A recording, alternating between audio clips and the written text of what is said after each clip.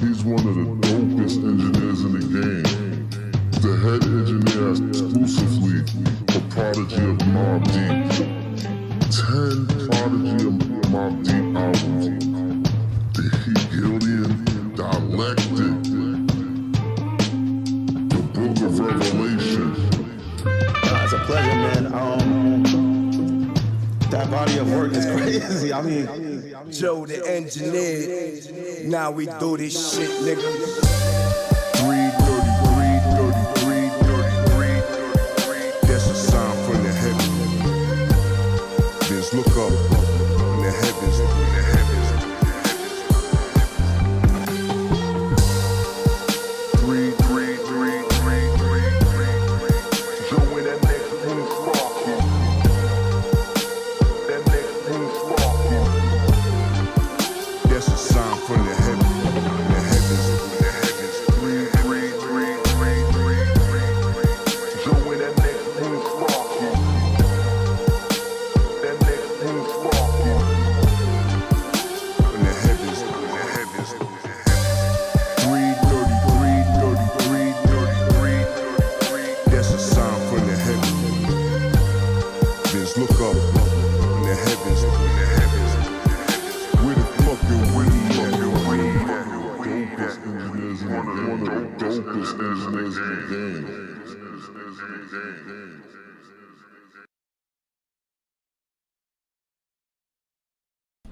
What the fuck is up, everybody? Yes, I am me. This is Gray Matter, and it is time. I just ate 2 pieces of pizza in a matter of seconds. You have to excuse me. I'm sure Carrie will be joining us shortly as I roll the fuck up. I don't even know if anybody's watching right now. It's all good. But we will break down this week in the NFL, as we always do. Now, I will say this. This NFL season has been fucking awesome. Like, really good.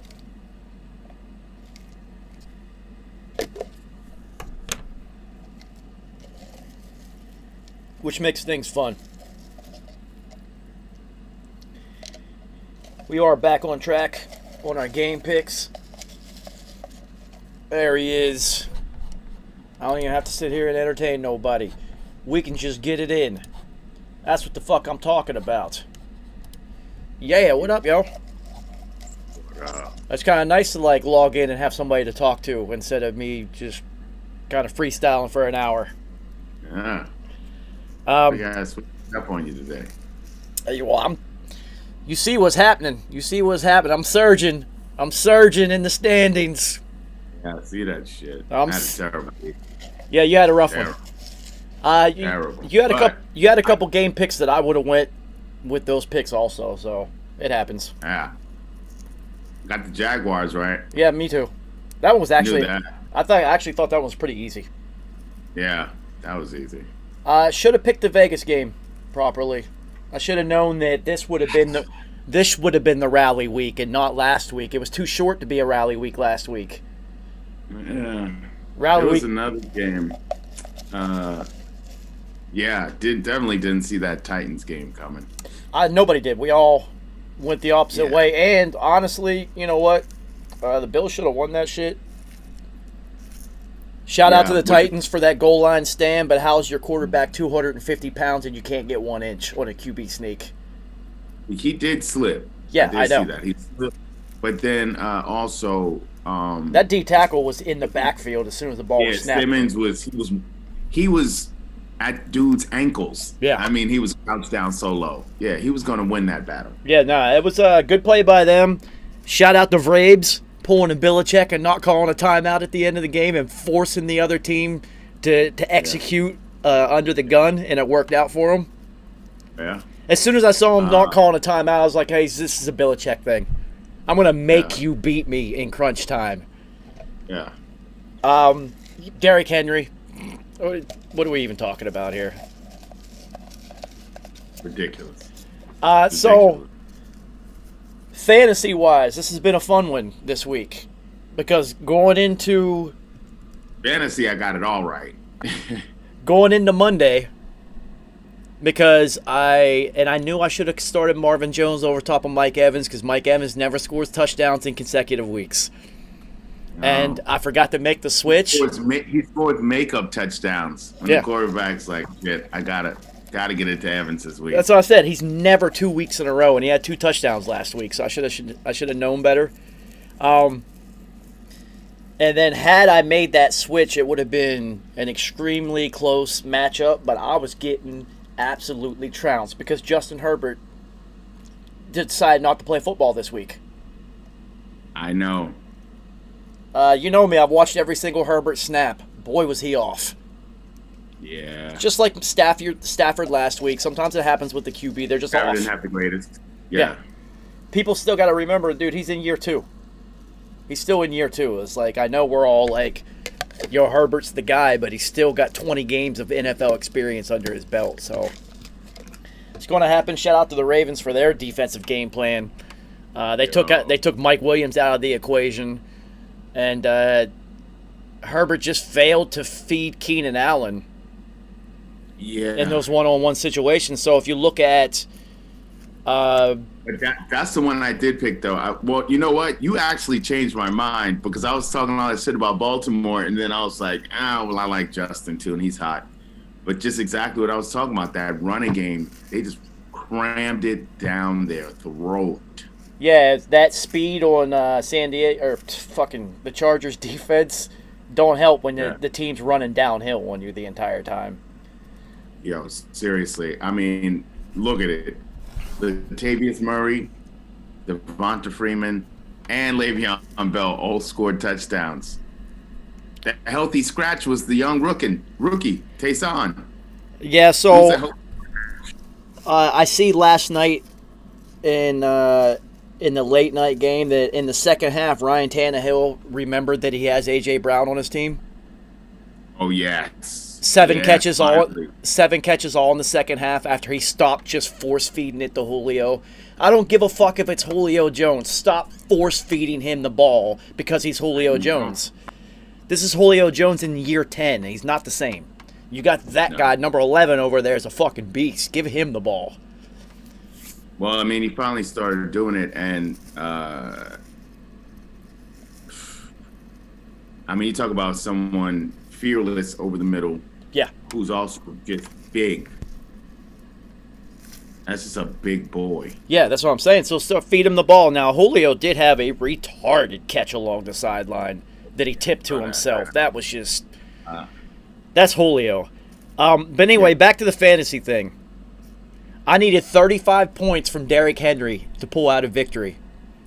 Oh, wow. I got 35.6. I know that guy. I know my opponent was so goddamn mad. Yes. And so you needed every yard and every touchdown. Every single yard, every touch, every catch, every single inch that he got, I needed all of it. And I thought I was so far behind, I didn't even pay attention to the matchup. Right. And then towards the end of the game, I was just like, well, I said he was going to need about 200 yards and 3 touchdowns to pull this off. He's pretty fucking close. I went and I looked, and I was just like, oh, my God, whoever is my opponent has broken something. Yes. They have broken something at home because they washed me on every position except Derrick Henry. Do you remember last season when Alvin Kamara had 6 touchdowns? Yeah. That one game? Yep. I was facing a guy who had him. And I beat him. That's impressive. Talk about someone who was pissed. I was like, oh, there's no way. There's no way. I can't remember the combination of players I had, but it just worked out. Kerry, there's no way in the world with Herbert putting up 11 fucking fantasy points that I thought I was going to win because this guy had Dak. Yeah. And Dak went off for like 450 and 4 touchdowns. I was like, there's no... But it just started to get chipped away. Chipped away. I have the Colts defense. They put up 15 points. That's a lot on defense. A lot on defense. Justin Tucker's my kicker. Guys kicking extra. Say, who's the kicker again? Okay. Justin Tucker put up like fucking 12 points. I was just like, all right, I got some sneaky points here. Yep. And then King Henry just did it. I saw that 75-yard touchdown run. And I was like, oh, it's going to be one of those nights. That's when you get one that early, because the Bills have been doing a good job. They've been keeping him under 70 yards, 75 yards. Yeah, but that one, he was almost untouched.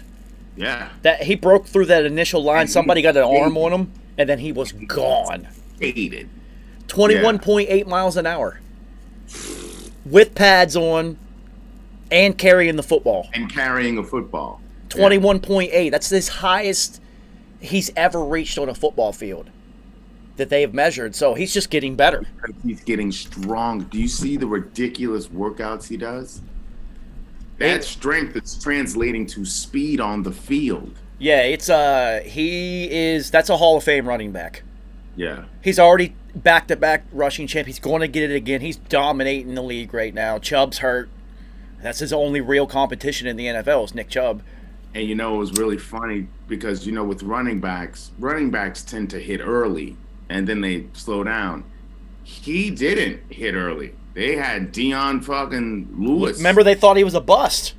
Yeah, they thought he was a bust, and they were invoking the name Trent Richardson. I was like, oh no, hell no, he can't be like that. Then all of a sudden, you just see they start giving him the rock. As soon as Vrabel took over, he was like, yo, nah, we. You don't see this guy over here? Do you see this defensive end that plays running back that's faster than everyone? His top end. Everything changed. His top end speed is it's so impressive. It's so impressive because you've ran track, you've ran against guys who are big, who can move, and it's always impressive. Like, how are you getting 250 pounds moving that fast? Like, how do you get everything? How do you get size and speed? Yeah, like it just and hot. What the fuck? I mean, we played. There was a high school team that we played that was notorious for taking their Derrick Henry and just turning him into a running back. The biggest guy on their team played running back every year. He was bigger than all of their linemen. It didn't matter if he was fast or not. They just handed it to him, and he just ran forward. Mm-hmm. Derrick Henry is different. He's faster than the DBs. Yeah. Like, there's literal separation when he's breaking away, and that's reserved for, like, Tyreek Hill. Mm-hmm. People like that who can really, really move. Right. Because, that separation gear that's sixth gear. That's a different gear. Like, you can get He was walking away. That's what I'm saying. You can get ahead of people, but they usually will keep up because you're carrying the fucking ball. Right, exactly. And they might have an angle on you also. Nope, it's out. He's out. And then Star Lulale, pardon. Yeah, I'm running through you, homie. You know how large for human that guy is? You would think that it would, knock Henry off his pivot and he wouldn't be able to keep his balance enough to propel forward. Nope. That stiff arm, how many people of the Bills is he going to send into posters? Derrick Henry is literally posterizing NFL players, and that shit don't happen anymore because you're not allowed to hit people hard. No. Oh, was that Micah Hyde he ran over? He ran over Micah Hyde, but he fucking stiff arm. He mushed somebody again. He did. And it was a big dude this time. And it was just God, how strong is this guy? He's fucking strong. He's so tall. He's like 6'3" also. So his stiff arm is coming down on people. Mm-hmm. Nothing's ever going to top what he did to Josh Norman last season because he shot-putted him. Like, get your bitch ass out of here. Yeah, But the stiff arm last night, Kerry, was against a defensive lineman. And he sent that guy skating backwards. And I was like, it's just not fair. It's not fucking fair. This is I can't even imagine what he looked like in high school. There's some cats if you ever saw Myles Garrett in high school, he looked like a fully grown man. And that it was a joke. Who was just joking around with some teenagers putting on football equipment next to them? I would say that it probably looked the same way for Derrick Henry. Kerry, we remember what he did at college. He was doing the same thing he is now, but even more absurdly because you got people, there's less than 1% of the people he faces is actually going to be at the next level. Right. And he's just... Plus, and he had that loaded Alabama fucking team. A stable. Yeah, Alabama had a stable of backs, and, come on. So impressive. It's just... It's so rare. That's why I texted you. I was like, this is Jim Brown 2.0. Yeah. This is the first time since Jim Brown I've seen somebody that is bigger, faster, and stronger than everyone else on the field. Yep. Adrian Peterson was close, but this is different. Oh, yeah, this is way different. AP was just a big, strong, violent runner. We've seen those before. I heard Stephen A. compare him to Earl Campbell. I don't think that's good because Earl Campbell never walked away from people. That's what I say. Earl didn't break away from people. Jim Brown did. Yes, Jim Brown did. So, I mean, that's exactly why I texted you. I'm like, I'm watching Jim Brown highlights again. He's running over people, stiff-arming, walking away from them. It's just... It blows my mind, though, is some of those carries he has where somebody comes and catches him at like 2 or 3 yards and he just folds. Yeah. And I'm always just like, it's so weird. But don't... Yeah, he'll catch you like... You catch him at the side, maybe, or straight from the back. You catch him anywhere where he can get them hands on you or you're right in front of him, see ya. Now, he did get rocked last night. He got fucking rocked. By Edmonds. Yes. Yeah. And you saw when Edmonds hit him, because you could see Edmonds' hair go like this, because Edmonds stopped. Yeah. And I was like, oh, that hurt both of them. Yeah. And you saw it in Hendry's face. He felt that one. But at the end of the game, though, when everybody is gassed, he's not. He looks like he'd go another quarter. There are very few athletes like that. Tyreek Hill could run forever. That guy never gets tired. Derrick Henry gets stronger as the game goes on. And he knows that you're wearing down. He's just going to start punishing you. Yeah. It's rare players like that. Did you see what DK Metcalf said to Shannon Sharp? No. Shannon Sharp criticized him for that fourth quarter play where he tried to get a couple extra yards and fumbled it instead of just getting out of bounds. Mm-hmm. DK Metcalf's response was Shannon Sharp said it was one of the dumbest plays that he's seen this year. DK Metcalf said, "Sit down, little boy." That was his response. "Sit down, little boy." This is Shannon Sharp. Shannon Sharp's a big motherfucking dude. He is a big motherfucking dude. But at 50. There are very few people in the NFL that are so gigantically massive, they might actually be able to say that. Yeah. And DK's one of them, because that's a big fucking guy. He is a big dude. Like, big. And he's young. If he understood what he's capable of, he could literally be unstoppable. I feel like he's one of those people that doesn't really fully understand what his body's capable of. Yeah, he's not fully unlocked. He hasn't been just yet because he's like a wide receiver, Derrick Henry. I mean, how are you that goddamn big and that fast? Yeah. Like and the difference between him and A.J. Brown is A.J. Brown does know how to use his body. He's just not as fast. Yeah, or big.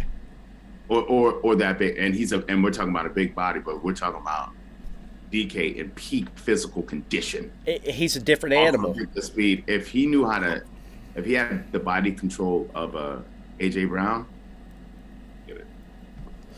he'd be completely unstoppable. He even said himself that he's got to. We talked about it last week. He's got to not allow the DBs to get into his head, and I'm just like, that's hilarious to me because how can they? Right. How can they? You can physically dominate any of them. Yeah. Like, you even score on Jalen Ramsey. Exactly. And it's not like Odell lets DBs get in his head. And you see it with the way he plays and stupid penalties and things like that. You can't tell that when they say it to DK, he just scores touchdowns on them. So, okay. Yeah, that's what I'm saying. Working in his favor. I know what he's talking about. He's actually scoring on Jalen Ramsey, which is not easy because that's a big fucking corner. I tell you what, if he would have figured this out, we could be looking at what we have been missing from Josh Gordon all these years. Yeah, they're very physically similar. I think DK's faster than Josh ever was, though. Right, which is crazy because Josh very fast. He could move, but he still looked like he was moving slow. Right, he did. But big, strong dude. But DK, actually, you can see the speed. Yeah. Well, I mean, we saw it with the Buda Baker chase down. Hoofing, yeah. Dude, Buda Baker runs a 4.3, and he hawked him. Yeah, he did. From a standstill position, which just so impressive. It's so, you cannot tell me that evolution doesn't exist when there's players that look like that. Yeah. Because all you have to do is turn it back 50 years and look at what they look like. Don Hudson. Yeah, he would have been Steve Largent. He would have been playing defensive end. Yeah. Exactly. They would have made him.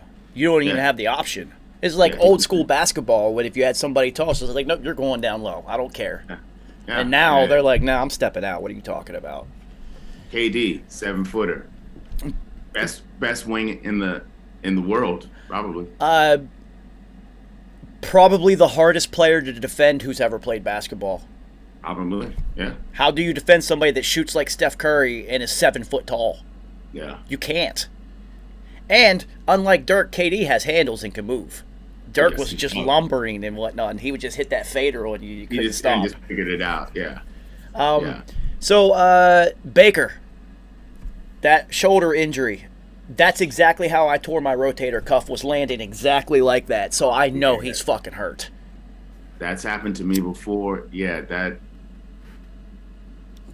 it's hard to explain it to people because when you fall like that, when you don't have pads on, it's different. When you have pads on, it locks things into place.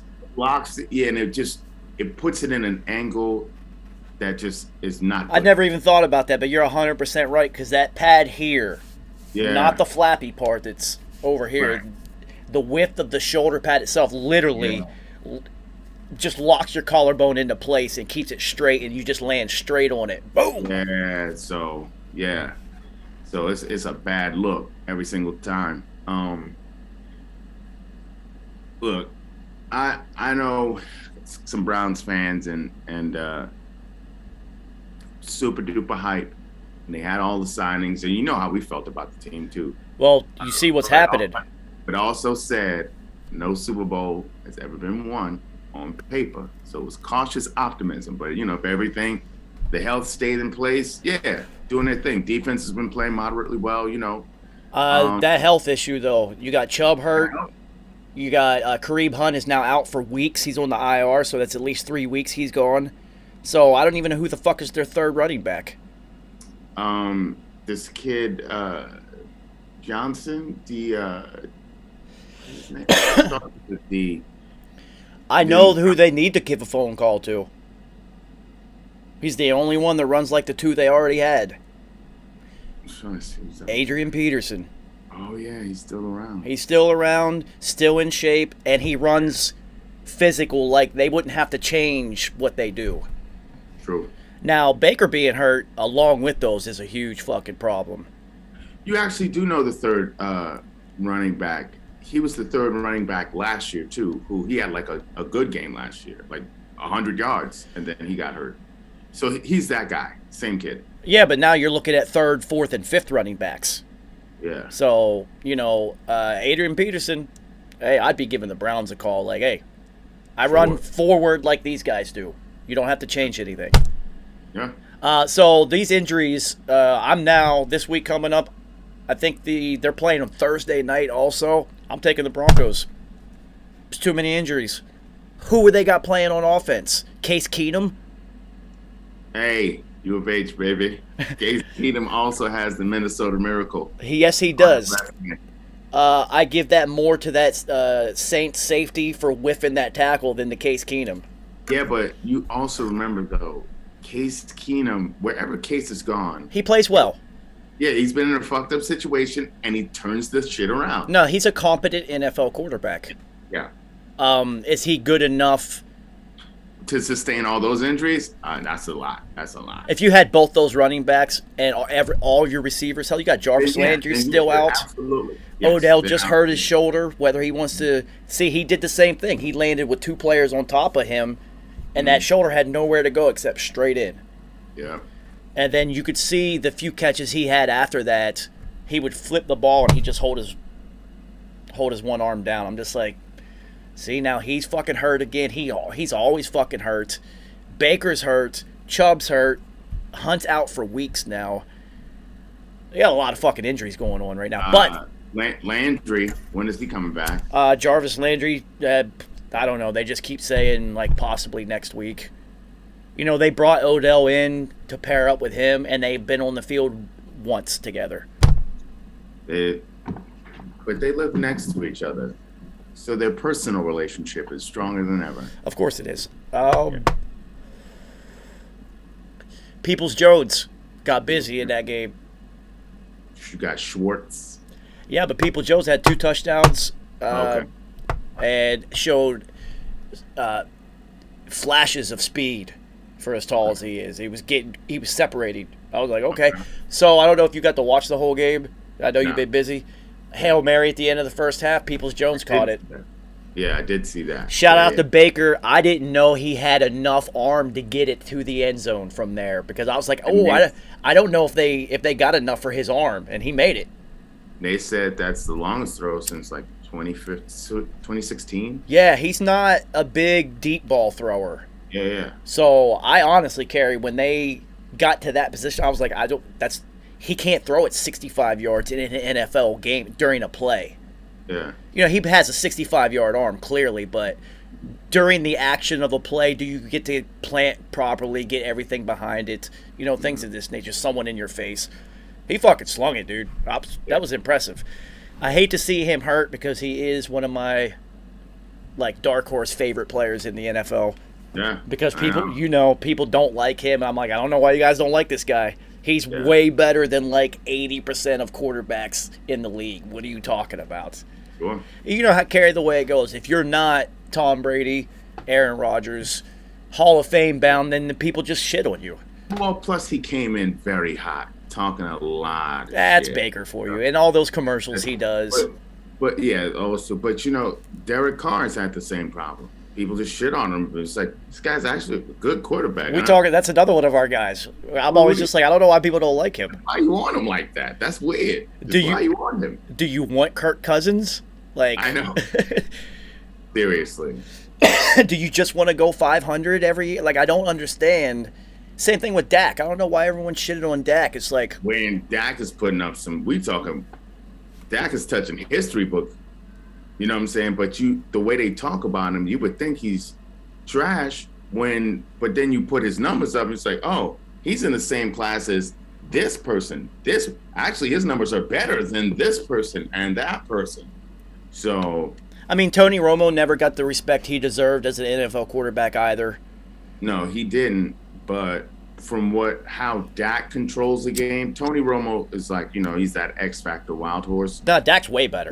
Dak is consistent. He's just bad. Yeah, he's better. Dak's way better. See, this is what Jerry Jones has brought on himself. Mm-hmm.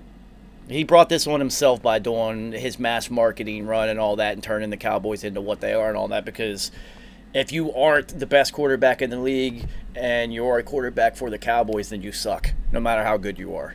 Mm-hmm. I know Cowboys fans who hated Tony Romo's guts, and I'm just like, sure.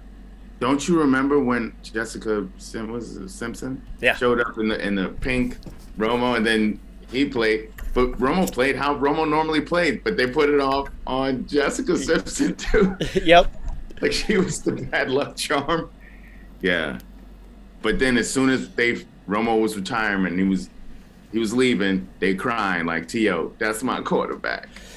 They don't know what they want. I always loved Tony Romo, even though he played for the Cowboys, because he was an X Factor, and it's always fun to have an X Factor at quarterback. Sure. That's why I couldn't stand him, because I was like, as soon as it seems like you have him pinned down, he'll escape a fucking sack and then find Jason Witten somewhere. Or Des Bryant down the sideline for a damn touchdown. I'm like, son of a bitch. Every single time. He just doesn't. He knew the ball was going to third down. Where's Jason Witten? Still nobody can stop it. He just doesn't look as athletic as he actually is. Right. And not that cliche first one in, last one out. He's like an all-time great Wisconsin athlete. Yeah. First team, He was Mr. Wisconsin in 3 different sports. Yeah. That's impressive. Absolutely. So yeah, Dak never gets the credit he deserves. Shout out to him for not having one more yard. Ah. I'm telling you, you cannot eke by somebody more than I did. Yeah, for sure. And I did not deserve to win that one because I made a coaching mistake. But, I mean, also just even how they won that game, which, I mean, shout out to your guys. They were some gamers.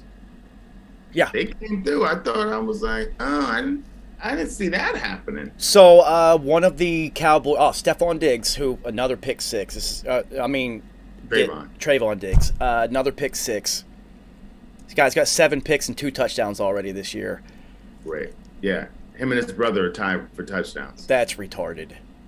That is retarded. 7 picks in a season is impressive. He got 7 in 6 games. We're not even at the halfway point.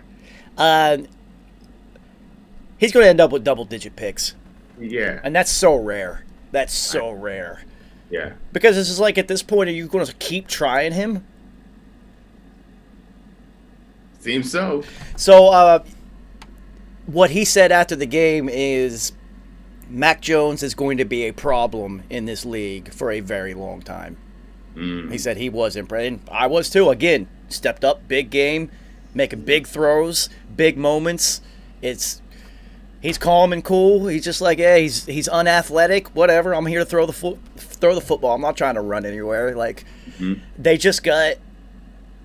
they got exactly what they wanted.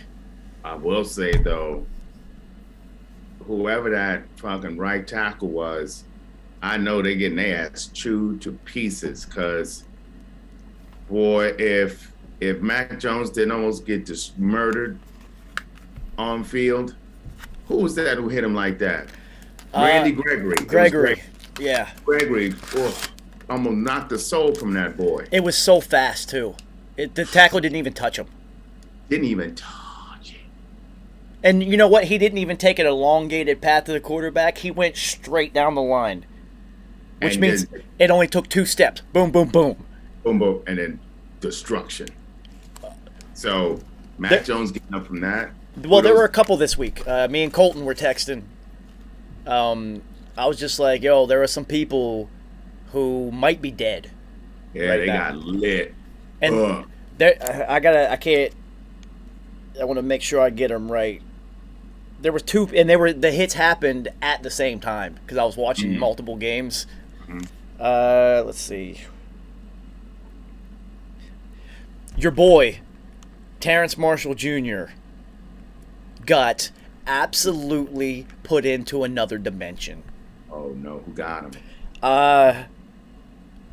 It's hilarious. Colton said Terrence Marshall just time traveled. That's how hard he got hit. Kerry, you know somebody gets leveled if people are texting each other about it. Like, did you just see this? So did Harrison Smith? Harrison Smith will hit, but he don't hit you like that though. Who lowered the boom on him? Shit, I'm gonna have to look up the highlight. Who the fuck? Oh, Justin Fields. Jesus Christ. I've never seen a quarterback's head hit the ground that hard. Got another one? Ever. Oh boy. Yo, he got hit so goddamn hard. His head just basketball bounced. He got right up. I was like, no, don't get up, dude. Yeah. And he just kept on playing. It's just like, all right, like. Wow. Kerry, it was bad.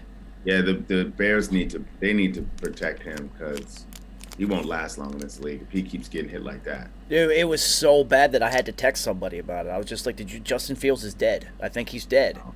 And then immediately on the next screen over, because I had the Vikings and Panthers game on, Terrence Marshall, I mean, it was so bad. Because he's so tall, it was so bad.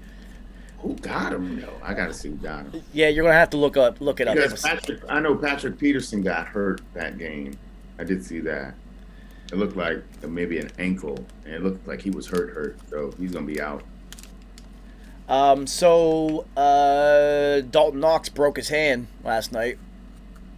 Oh, he did? Yeah. I did not even know that happened until I just read that. When he threw the touch. They said he had a broken hand when he threw it already. Because if you watch the highlight, he kind of. Yeah. I was wondering when I saw that, I'm like, why did he just shot put that? Yeah.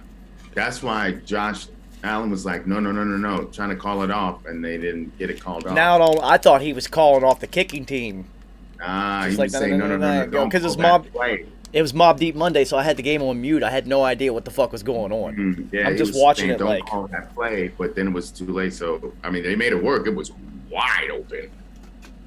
Yeah, he could have ran it in if he wanted to. It was so open. Actually ran it in, but he was like, also, I don't want to get another hit on this damn hand. You take it. Yeah. All right, that's all the headlines. Let's go over some of these games. Bucks and Eagles, closer than anybody thought. Absolutely. The Bucks defense isn't that good. Right. Tom Brady is, though. Yes. And Antonio Brown, he is also. Coming through for another touchdown for me. Thank goodness. I needed it. Needed it all. Yeah, take it all. You take every 0.1 of those points, man. All of them. All of those. Cowboys and Pats. We already talked about it. I mean, there are no moral victories, but the Pats have had a few moral victories this season. It was just like, we didn't think you were actually. Even I didn't expect that to happen. True, but then also remember a time when Dallas would lose a game like that. Yeah. And now just Dak, and that whole situation has changed with Dak. I mean, if you're a Dallas fan and you don't realize how much this one dude means to your team, then you're an idiot. Like straight up and down. There's no light way to put it. You're an idiot and you know nothing about the game. Because this guy changes the whole complexion of that team. Yeah, I know, but Cowboys fans are so, Staubach. I know. Listen. Aikman, you don't Super Bowl titles. You don't want those guys suiting up for you now. No, it goes back to the whole. It goes back to the whole, they expect their quarterbacks to win Super Bowls. And that, once again, this is Jerry's fault. Okay, so take that and your member berries and go sit in the corner somewhere. Some fucking highlight tapes. Here and now, y'all got a great opportunity and you're going to miss out. It's like when Philadelphia fans booed Donovan McNabb and then he went on to take them to 5 NFC title games and a Super Bowl when they hadn't been doing shit before that. It's like, what do you have to be spoiled over? You don't even have a chip. And he's getting you closer than anyone ever has. Multiple times. Yeah. And then, I know Philly fans, they still hate him because he didn't win that Super Bowl. Right. Just like, do you not realize who he was up against? Right. And then the backup comes in, wins it, and then he gets a statue. Oh, man. Yo, how many times has Donovan McNabb gone to that statue at 3 a.m.? He's fucking pissed all over it. Yeah, thrown his empty bottle at it or something. Oh, man. Yes. Hilarious. Yeah. Shout out to the Pats, though, man. It was impressive. The defense, you're playing against the Cowboys' offense. What do you expect? They're so loaded. CeeDee Lamb is becoming more and more active. They have 2 tight ends that they utilize now. CeeDee Lamb is the Randy Moss they didn't get from before. 2 running backs that are both studs. Yeah. So they're just absolutely loaded on offense. And now, like you said, you see what I can guarantee you, if Dak is laying face first in the middle of the star in Dallas, that there's going to be fights. Oh, my God. Yeah. Yeah. Yeah. Guaranteed. Oh, yeah. Dolphins and Jags. This one was an easy one for us because we both picked it and nobody else did. Yeah. And I was like, I don't understand why, because the Dolphins are not any good. and the Jaguars went in their true home stadium, Yeah. London. They're used to this, people. And that's where their fans are. Yeah. Because their fans aren't in Jacksonville. Nope. They're used to this. So Colton told me, he was just like, yeah, I figured Trevor Lawrence's first trip to London. I'm just like, dude, but Jacksonville goes every single year. This is their 11th trip. Like, they do this. They're going to relocate to London whenever they get the opportunity. It's going to happen. I kind of actually want that from them, because then they would give us a better product. Yeah. Because Shad Khan will not be embarrassed at his home, at his real home. He don't give a shit about Jacksonville like that. But his real home, where he got a soccer team, he does. So he will not be embarrassed. Speaking of London games, the NFL is going to start playing in Germany also. It makes sense. Because if you remember the World League, Germany had like half the teams, didn't they? Had half the teams, and they were better in Germany. Germany also has professional football. Yep. Still, after the World League left, they have their own leagues. So that's what I'm saying. This is why you see like Bjorn Berg and the couple of the big German DNs. They all come from those programs. Yeah, sure. Which is dope, man. Shows you football's growing, and it needs to. It needs to. There's going to be a team in London. There should already be a team in Mexico. I was just about to say I played an all-star game in Mexico, semi-pro. Yo, let me tell you, it was super lit down there, and of course they backed their team, and we got the absolute shit kicked out of us. Well, so I mean, the Niners have played at Mexico City before. Yeah, and it's huge down there, like a big fucking deal. So I've been saying it since the Chargers moved to LA. They should have went to Mexico. Same. They were already on the border. Chargers fans. There's a bunch of Cowboys fans down there. Well, I mean, the Chargers were also already on the border of Mexico. They were in San Diego. They were like right there. It's like it just made sense. I mean, so it's Texas. No, I know. I'm just saying, like, Dallas isn't going to move. Houston's not going to move. Oh yeah, they're not going to move. No. They left San Diego, and now the Spanos need to sell them. You don't need to be the B team in LA. Don't be the Clippers. Right. Go be your own thing. Especially you have a quarterback who's not a B team quarterback. You got a very talented, pretty young roster, a new coach that seems to really know what he's doing. I don't know as far. We'll get to that. Him going for it on fourth. He's like going for it on fourth down obsessed. They've gone for it on fourth down the majority in every game. They went for it on fourth and like 3 times, right? 4th and 3 on their own 19. Nah, that's silly. Come on, that's silly business. See, this is what I'm saying. That was not Tecmo Bowl. This is not Tecmo Bowl. And this is he ended up getting like coaching himself out of this game because what happened? Ravens get the ball right down the field and scored. Easy. You're gonna give it to him like that first. I mean, think about their kicker. You're just gonna give him a layup. So you're just saying I'm willing to concede points. Well, so the Ravens scored instantly because the Chargers couldn't stop them all day. The Chargers didn't score. Right. And then the Ravens scored again, and then all of a sudden it's 14-0. And he's already like, well, shit, we can't stop them. We need to score. And it's just like, dude, it's fucking... Carries like the first quarter. He's going forward on his own 19. It's just like, oh, dude, they're going to score. It's about to be 21-0, which is... Shout out to the Chargers defense because they held them to a field goal, so it was only 17. Yeah. And then, they kind of start... It looked like they might get things going, but Herbert was off. He's got to get off of this force-feeding Mike Williams thing. He's got to stop doing that shit. Because it's really, like, it got annoying this game. Because Marlon Humphrey was all over Mike Williams. And then it's just like... So he did end up covering him. I thought so. So it's just like, I'm thinking the whole time, that means Keenan Allen's got B guy on him. Just give it to him. That's what I was saying. They're going to have to put Marlon on Williams. They have to. And then if Keenan gets 100 catches, then that's just what happens. And they didn't even go to Keenan, so that's terrible. So that worked perfectly for the Ravens. Yeah, they Parham Jr., the backup tight end, has been getting busy the last couple games. Nothing from him. They kept trying to throw it to Jared Cook, who is having one of those Jared Cook years. A lot of drops. So he'll give you like 3 games. Yeah. Where you're like, there it is, and then he'll disappear for the rest. The whole, and then the Ravens defense, they were all over Austin Eckler. Yeah. The Chargers don't have anybody else in the backfield. There's no like big guy to turn to when it's a physical game. Oh. They should have kept Kenny Ballage. I like that kid. He ran. He ran crazy hard. Yeah. So we'll see. You see that they are talented and young, That was a game that proved how young they really are. Yeah. Because they got destroyed.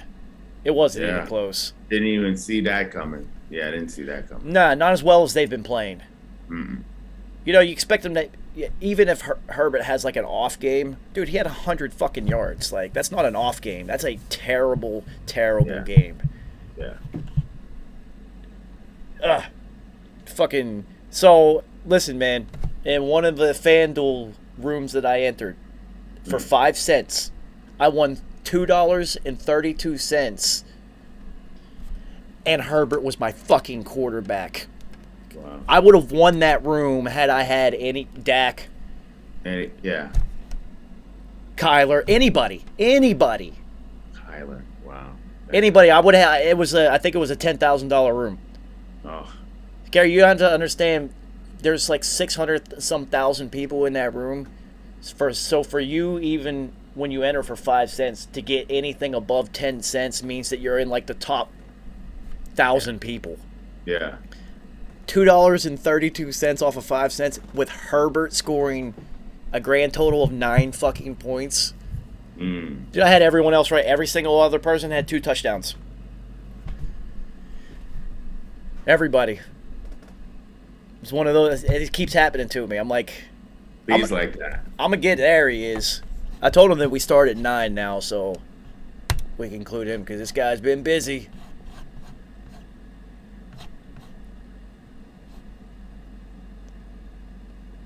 There he is. Hey, welcome back, Mr. Carter. Gentlemen, Yo. what's happening? Yeah, we started 9 now, so you'll be able to make Tuesdays. You'll just be a little bit late. All right, cool. Yeah. Yeah, we had to because you haven't been in and Kerry's been busy, and Nice is, I honestly don't even know where he's at.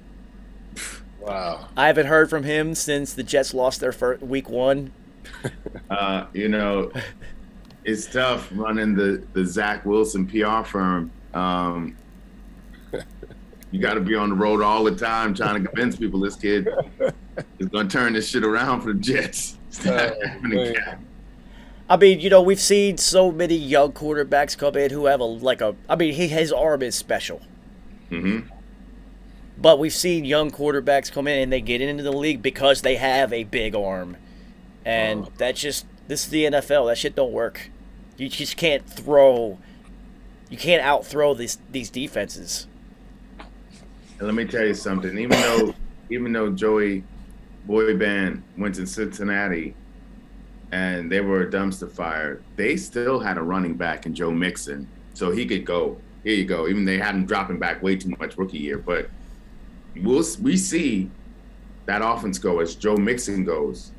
You really watch. I mean, we're looking at Burrow's numbers, but then look at how many carries Joe Mixon's getting. 25, 29, 30. No, I had him this week. Yeah. And he's also given you 50 to 60 yards receiving a game, too.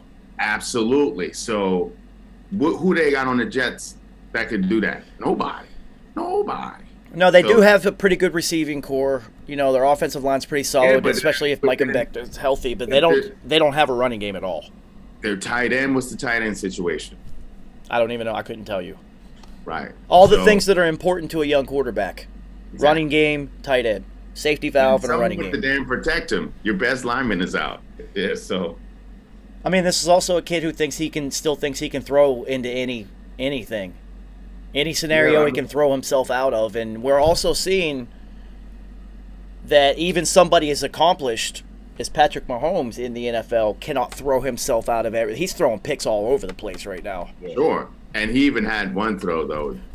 He still does it because he could get away with it, where he sprints all the way to the right. Throw it backside. He doesn't even stop and plant. Nope. He was still moving, and he threw it all the way on there, on the line, to where Tyreek Hill caught it on the run and was still able to pick up more yards. When you can do that, you're more apt to continue to do that. Yes, but you also saw that one that hit off somebody's helmet and popped straight up in the air. Sure. See, just take the sack. What are you doing right there? This is true, but this is what Zach Wilson, he has to learn it. He's not going to learn it now that he's running for his life all the time, because then he's going to think, well, I have to do this. He has to get behind a good line where he doesn't have to do it, to where he sees that this is just a mistake. Oh, I'm trying to fit it because I actually have time right now, and I don't need to do that. But with him running for his life all the time, he's not going to, this is a bad habit that's going to stay, because he's going to think that he has to do that since he always has to escape to run for his life. So it's how these bad habits get baked in. And we talked about it. BYU's scenario. BYU's roster is full of 25-year-old men. It's full of grown men. Yeah, because they all went off on their sabbatical. Yeah, or their religious retreat. Yeah, they were 25 years old. Yeah, you have grown men already. Yeah. So, Packers and Bears, easy one to pick. I know we kind of waffled on it a little bit. They kept it kind of close. The Bears are a physical team. They have a great running game. They are. Khalil Herbert got busy. I had him too.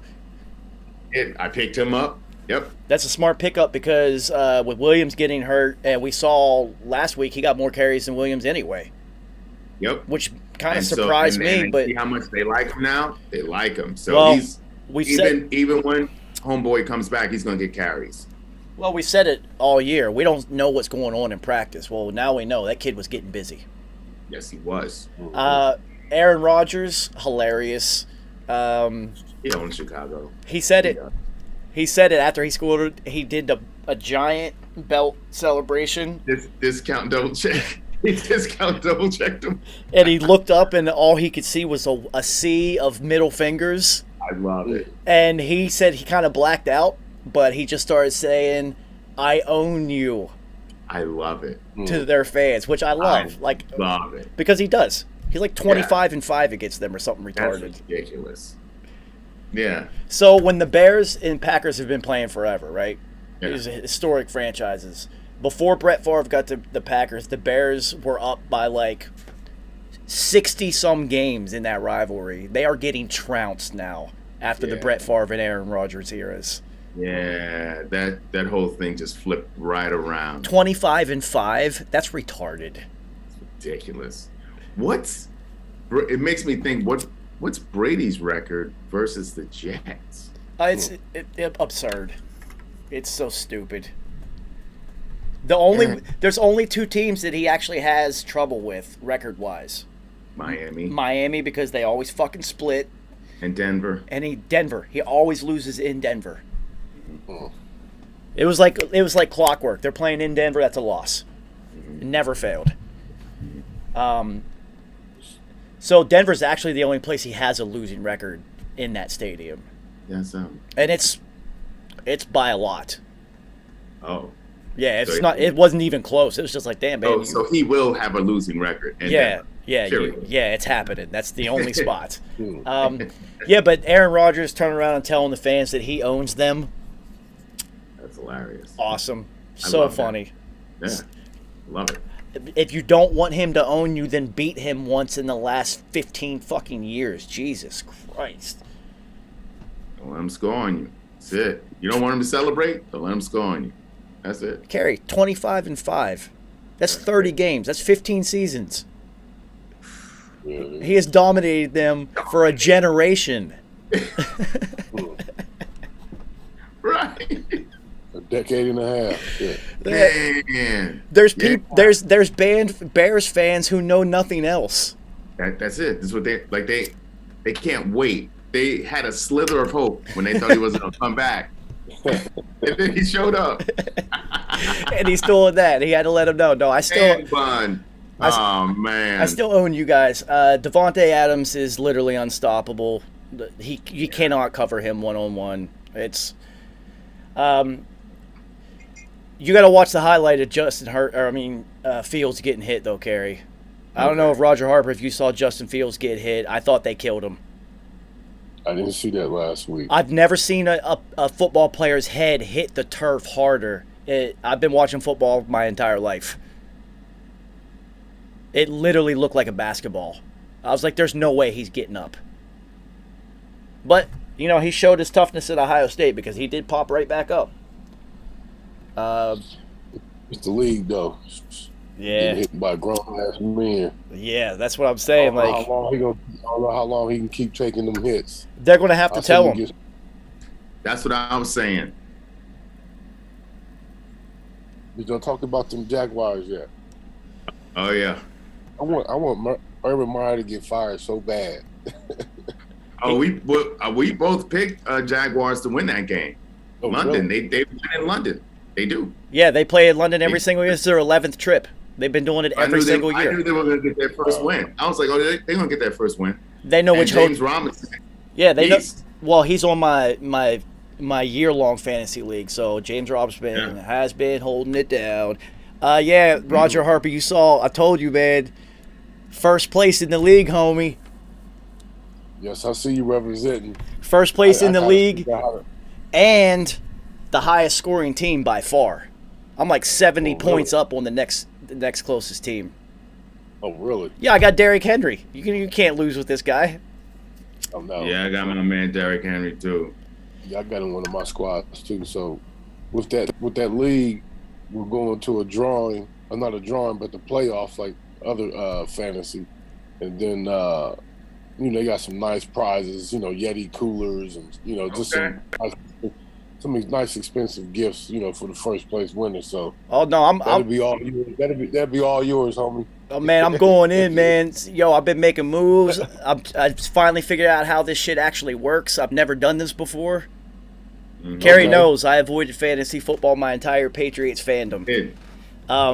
So now I actually figured out how it works. I've made more moves than anybody else. There's unlimited moves in this league, Kerry. Are you kidding me? Oh wow. Yeah. And he's going against other NFL players too, Kerry. It's an NFL players league only. It's a players league, which is hilarious because I'm looking at these people like, I wonder who this is that I just beat. Yeah. Roger, whoever I beat yesterday, I know they are mad as fuck because I was down 35 points going into that game and I only had Derrick Henry left and he got 35.06 points.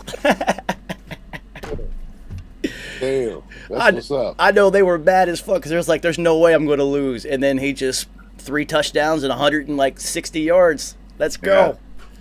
Yeah. I look at Kerry. Kerry's laughing at me because he knows how much I hated fantasy football. This is true. Yeah, I mean, but then also just how when you'll have a game like that, or when someone's creeping up on you, just like I wonder if that guy was like checking the score, like, oh shit, this motherfucker's getting closer. Of course he was. Creeping up on you. That's why I was just like, yo, my man Mark Andrews got hit, dropped that ball. I win by .006. Yeah. Nah, I picked up Najee Harris, which was a smart pickup. As soon as I saw what Pittsburgh did with him in week 1, I was just like, yep, let me take him. The fact that he was available was crazy. How he didn't get drafted. Well, I mean, nobody really knew since Pittsburgh's running game's been so terrible over the last few years. It didn't matter really who was back there. Le'Veon Bell was the last running back who did anything, and that was forever ago. But they had to take a fly on Najee Harris. I mean, this guy's nice. Well, see, that's another human being who's built different. I didn't know he was that big. Yeah, he's a big dude. He's like 6'3", 234. Yeah. That's he don't look it. He looks slight. He don't. But oh no, he's coming with it, and he can catch. That's a big fucking dude. They said his thighs are just massive. I didn't know he was that big. Oh yeah. I mean, it's just Alabama had all those giants. Right. He did kind of look. So he doesn't look that big, but Bo Scarborough, who he needs to get a shot. Cleveland should get that guy a call. Yeah, you know how much I love that guy. I'm just like, why is he not? He's Derrick Henry's like cousin or something. They're built the same. He went to Detroit. He had a couple good games in Detroit. I don't know why he's not getting a shot. I don't know. Maybe it's a pass blocking thing. I don't know. Speaking of Detroit, this was an easy game. Cincinnati's playing well. Detroit's not. Oh yeah. So this is the first game that Detroit wasn't even in. Yeah, they weren't even in there. They got smacked. Joey boy band. This guy is for real. Oh yeah. And my favorite play, Joe Mixon gets a 60 or 40-some yard touchdown. Jamar Chase lead blocking downfield. He absolutely leveled that guy. Yes, he did. And was happy about it. Oh, he loved it. Yeah. But this is what Joey Boyband was saying. He said this is what he does. He was like, oh, yeah, y'all don't know. Like, this is who he is. Like, he loves this. I mean, I will still I will say it until people realize it. Because during the Vikings game, they were just effusing praise on Justin Jefferson the whole time. And I'm just like, people need to realize at LSU, he was the number 2 receiver for a reason. Yeah. There's a kid playing in Cincinnati who's for real. He'll probably walk away with Rookie of the Year. He's playing so well that T. Higgins has become a non-factor. I know. My guy T. He's a non-factor, and so is Tyler Boyd. It's just these guys' opportunities have diminished because it's going to Chase and Mixon. And they're doing what they deserve it because Chase, he's only a rookie. He's only a rookie. Mm-hmm. He is literally unstoppable. This is like Davonte Adams all over again. Yeah. It's just we didn't know Davonte was that good. I didn't know he was that good. No, when he first got it, he was struggling with some drops when he first got in, and I was like, oh, he's the kid with potential, but he's just not there yet. Then all of a sudden, I was like, oh, he's getting a little bit better. He's catching everything. Then he just went on a touchdown bonanza. I was like, oh, this guy's maybe the best receiver in the league. Well, I imagine that if you're a receiver and you start, like when you get into Packers camp, it's a little bit different catching the football from Aaron Rodgers. Sure. Yeah. Especially, he throws a lot of weird angles coming through windows and whatnot. You might not see it clearly. So. And then remember who his quarterback was right before that. It was Derek Carr. Yeah. Yeah. So. Aaron Rodgers throws his ball is completely different. Yeah, for sure. It's just like you look at the way the ball comes out of Lamar Jackson's hands. It's completely different than anybody else's. Absolutely. So. But people who didn't think he could throw a deep ball, I would say you clearly never watched him play in Louisville at all. You've never seen it. This guy used to throw bombs. Yeah. And then run for 80-yard touchdowns. He could throw a 70-yard touchdown to himself. Yeah. I mean, it's just all you have to do is watch Clemson versus Louisville. When it was him versus Deshaun Watson, that game was bananas. And I will say it, Louisville with the red L or the red helmet is the best helmet I've ever seen in my life. I don't know why they use that more often. That's a clean ass helmet. Oh, it was incredible. Even the announcers were talking about it. Like, oh my God, look at these helmets. I had to text people. I texted you. I was like, do you see this? Yeah. Colts and Texans. Shout out to the Colts defense. And the Texans. The Colts defense finally showed up. Carson Wentz is playing really well right now. T.Y. Hilton back in instantly. Big back play, T.Y. Yeah. Pascal did get hurt, though. This is what we expected out of Colts defense. But their schedule is rough. Yes. They got a rough-ass schedule. So, you'll see this is the potential of what they could be. But, yeah, the Texans are a bad team. Well, they've also altered their game plan slightly on offense. Now Jonathan Taylor is more of a feature back, and Nyheim Hines has moved into the slot. Good. That's how it should be. Yeah. And then, he could still play third down running back and whatnot, but now look what Jonathan Taylor did. 14 carries, 145 yards, and 2 touchdowns. That's Wisconsin. Including a 70-some yard touchdown run where he just skated on everybody. That's how they need to use. He might be the best NFL Wisconsin running back. Wisconsin running backs traditionally haven't done well in the NFL. I know Melvin Gordon has been too hurt. Yeah, he's so off and on. It's just another he had so much potential. Yeah. Jonathan Taylor's been getting busy. Jonathan Taylor has been getting busy. I can't believe you're not going to rock with Ron Dane, but that's a whole nother story. No big deal. I said NFL career. Come on, man. The Colts are looking good. Too bad they started out like 1-4. That's not a good thing. It's a big hole to climb out of, but there are 17 weeks this year, so.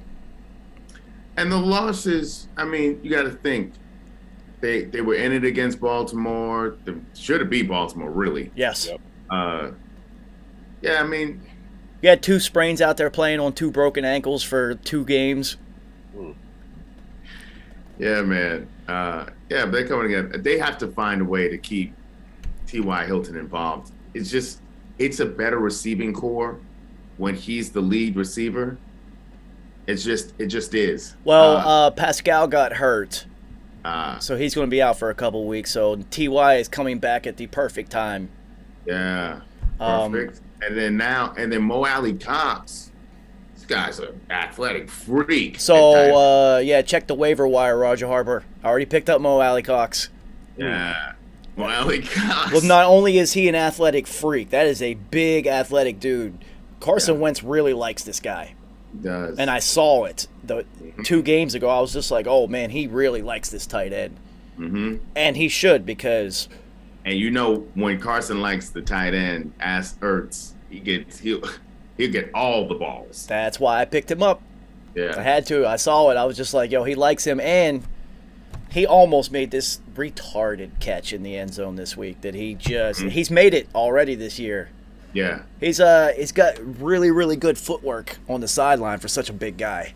Well, that's that basketball. I mean, he had like a full basketball career. You know what I'm saying? At a decent basketball school. I saw him make one catch. He mossed the shit out this dude. He just jumped and he caught him with one hand and just touchdown. Jeez. I mean, you know what? If I'm a big dude like that, I am going to go play basketball and then just go to the NFL. I'm going to keep that 4 years of college football off of my body and just play basketball. Listen, we're seeing these guys. Well, I mean, Tony Gonzalez did both, but he was an All-American in high school in both. So when he went to Cal, he played both. I remember Peppers playing at North Carolina. Peppers, North Carolina. These guys are going to the NFL Hall of Fame. Antonio Gates. Exactly. Antonio Gates. These guys are going to the Hall of Fame. And Antonio Gates was all MAC. Mm-hmm. He was all conference. He averaged over 20 a game. Mm-hmm. He could really play. He was so... He didn't look like it though. He looked like he was athletic. He just looked like a refrigerator. The way he moved was so. It was like, is he hurt? It was like him and Gronk always had just weird lumbering styles. But that boy caught everything. Yeah, everything. Great hands. And he was the boxer. He would box cats out. That's what I was about to say. He that was the he didn't pioneer that. All big receivers and tight ends already did that, but he really brought in. No, I'm just going to box you out on the post. Yeah. I'm going to go post up on the goal line. And his hands were just immaculate. Well, I mean, it's smart because if you have a basketball background and you're really good, especially at power forward, you already know how to high point a ball because you have to get rebounds. Mm-hmm. And I have a problem with receivers that don't know how to high point a ball, that jump and catch it in their chest. Yeah. That's coaching right there. Shit. Or try to run under it all the time and allow a DB to cut across and instead of high pointing it in front of them, you know. Yeah, getting your body in between the man. Yeah, it always bothers me. Mo Alley Cox though, woo. Yeah. He's impressive. Yeah. He's impressive, and his emergence has allowed their offense to really open up because now you have to account for this. Yeah. Taylor's getting busy. You have to account for this. It's going to allow the receivers to do what they do. T.Y. is still very effective. Yes, he is. And, I mean, say what you want to say about Michael Pittman Jr. He can kind of play. That's my guy. That's your guy. He's been balling. Yeah. He can kind of play. He did moss the shit out of somebody last week. His shit gonna keep rising. I'm telling you. I would not be surprised if the Colts don't make a run. Yeah. And, for sure. And get on a positive side of the record. Well, you know they're gonna face the Texans again. That's another dub. You know what I mean? They could beat the Titans because the Titans, they'll have this game against the Bills and then a stinker. Yeah. against somebody else. You know what I mean? A team that we don't think. Well, I think with the Titans, with Ryan Tannehill being reminded that A.J. Brown is on his team in the second half last night, I think that's going to change some things. Yeah. Because I'm telling you, it has been annoying the shit out of me that he's just been force-feeding Julio, trying to get him involved in the offense and whatnot. And remember, they went for it on a critical fourth down, and he threw to Brown. Yeah, exactly. And I was just like, see, just throw it to that guy. He's the young... Use that guy because he physically dominates DBs. Yes.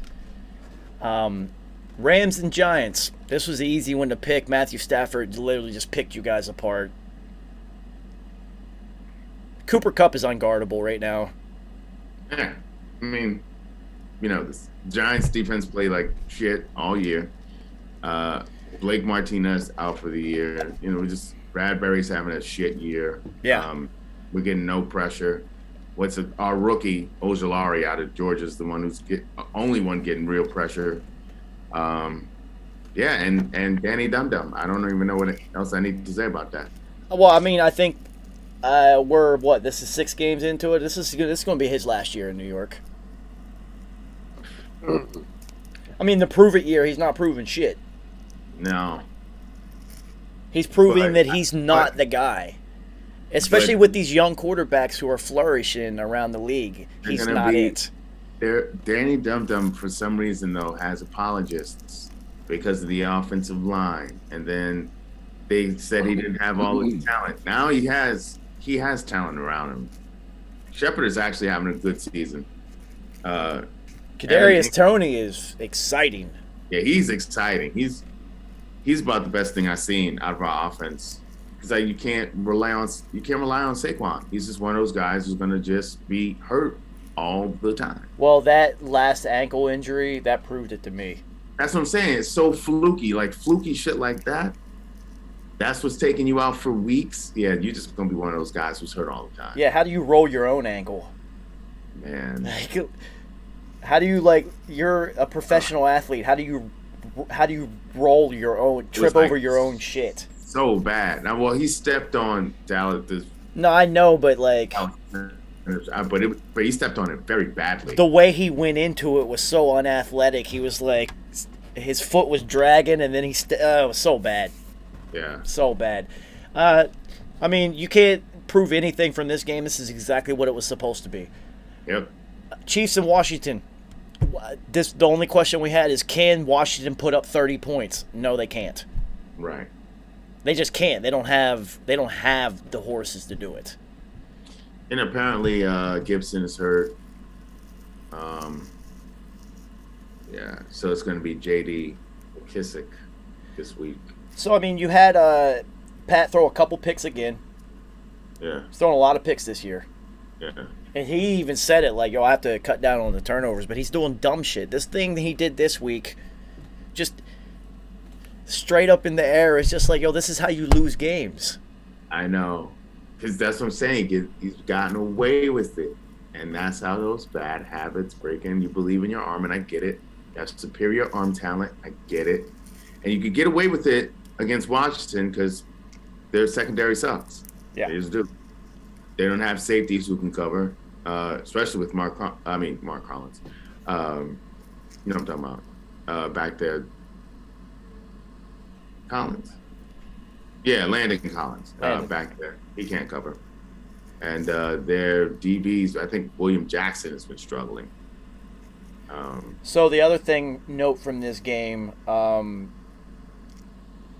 they retired Sean Taylor's number. Yeah, what a shit game to do that on. Yeah, against the Chiefs of all teams. I wouldn't have did that. It's a homecoming game. You're supposed to play the Texans and do this. Right, exactly. You don't do Sean Taylor like that. And then the other thing that happened is Patrick Mahomes' brother, who apparently is a little piece of shit, was filming TikTok videos on the Sean Taylor Memorial. Dancing on it, filming TikTok videos. Oh, come on. What are you doing? Disrespect. So you remember what happened to Marcus Vick? Yeah. Yeah, that's Pat Mahomes' little brother. He's going to be this just a fucking entitled. Yeah, my brother's Patrick Mahomes. I can do But whatever. Does he play anything? I don't. Probably TikTok apparently. Okay, got it. I mean, if I'm him, I'm not trying to play football. Like you can't live up to that name right now. Don't even attempt it. Like you be like Klay Thompson's brother, Trace, and play baseball. Yeah. His dad was a professional baseball player anyway. Who? Patrick Mahomes. Oh yeah, you played for the Mets. Yeah. So Yeah. like, A little bit. yeah, just go into baseball instead, homie. But yeah, totally disrespectful. Stupid game to do this on. Seemed like it was kind of rushed. They didn't really even announce it. It wasn't like a big thing. Well, because they were trying to get the heat off from all them fucking emails. That's what it was. You know what? This is a good time to retire Sean's number. That should have happened a long time ago. I was like, that's very weird. Oh, it's not weird timing.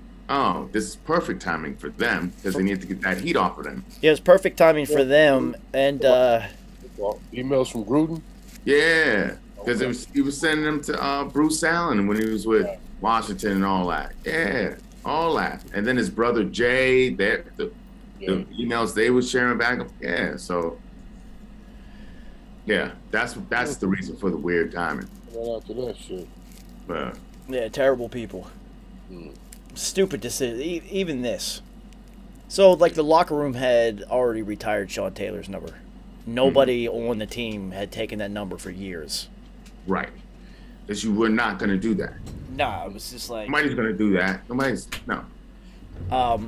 So I mean, it should have. You're right. It should have been done a long time ago. Yep. Doing. That was one of my favorite players to watch. Yeah, man. Yeah, he was. Come on, that's your man. That's your man Snyder, though. Like, how do you not immediately retire this man's number? That's immediate. See, that's just another player who was just physically was built different. Oh yeah. He was just. You're not supposed to be that big playing safety. That fast, that athletic, yeah, with ball skills, Instincts, speed, Yeah. and will take it to the house once he picks it. Like just everything. But when Ed Reed is saying, yeah, so I'm looking at the Sean Taylor guy like, damn, this boy's really good. Yeah. Yeah, because I mean Ed Reed's is probably the best safety who's ever played football. So that's something. Yeah. It's. I don't know if there's anybody better. Even Belichick said it. Yeah. Belichick said that is the one player that I have to account for. Tom Brady said I have to account for him on every single play. Like he is literally better than everybody. Mm-hmm. So, E.D. Reed, man, the best safety you ever seen, man. So yeah, Sean Taylor, special. He did. I mean, Ed Reed would hit you, but he was an opportunistic hit you. He would light you up whenever he knew that he could get the shot on you. Wait, you get it. Yeah. Sure. Sean Taylor was knocking you out regardless, face to face. Let's do this. Yeah. Yeah, I know Roger Harper loved that shit. Yeah. And then you saw, like, I don't know if it was a Washington thing or because Sean Taylor played for Washington, the safeties wanted to beef up like that. Because remember they got LaRon Collins, LSU, and then he just turned into the fucking Incredible Hulk. We turned into David Boston. Jesus. He got so big. Good Dude. cover. But if he hits you. Yeah, lights out. Vikings and Panthers. Vikings pull another one out. What a. Yeah, this is one of those games. Someone was just going to win because someone had to win. Well, I mean, But this would have ended up in a tie. It could have. This didn't surprise me at all because the Vikings are now 500. This is Kirk Cousins football. Yeah. Yeah. They're right in their wheelhouse right now. And sports analysts today were saying, Ryan Clark, who I do like, Yeah. was saying this Sam Darnold is showing you who he actually really is. He's not any good. So the problem with Sam Darnold is if he saw that clip, he's probably going to like have a terrible stretch of football. So Seeing ghosts again. Yeah. Well, I mean, I did see him. I did see him tie the game. Yeah. And also convert the 2-point conversion. Yeah. with confidence. So, but he does have just bad plays. Yes. He'll have bad plays, and those will be the critical plays because then the opposite offense will then score. Yeah, because this is now, this is crunch time. He's bad in crunch time, and that's your quarterback. You're going to be put into these situations all the time.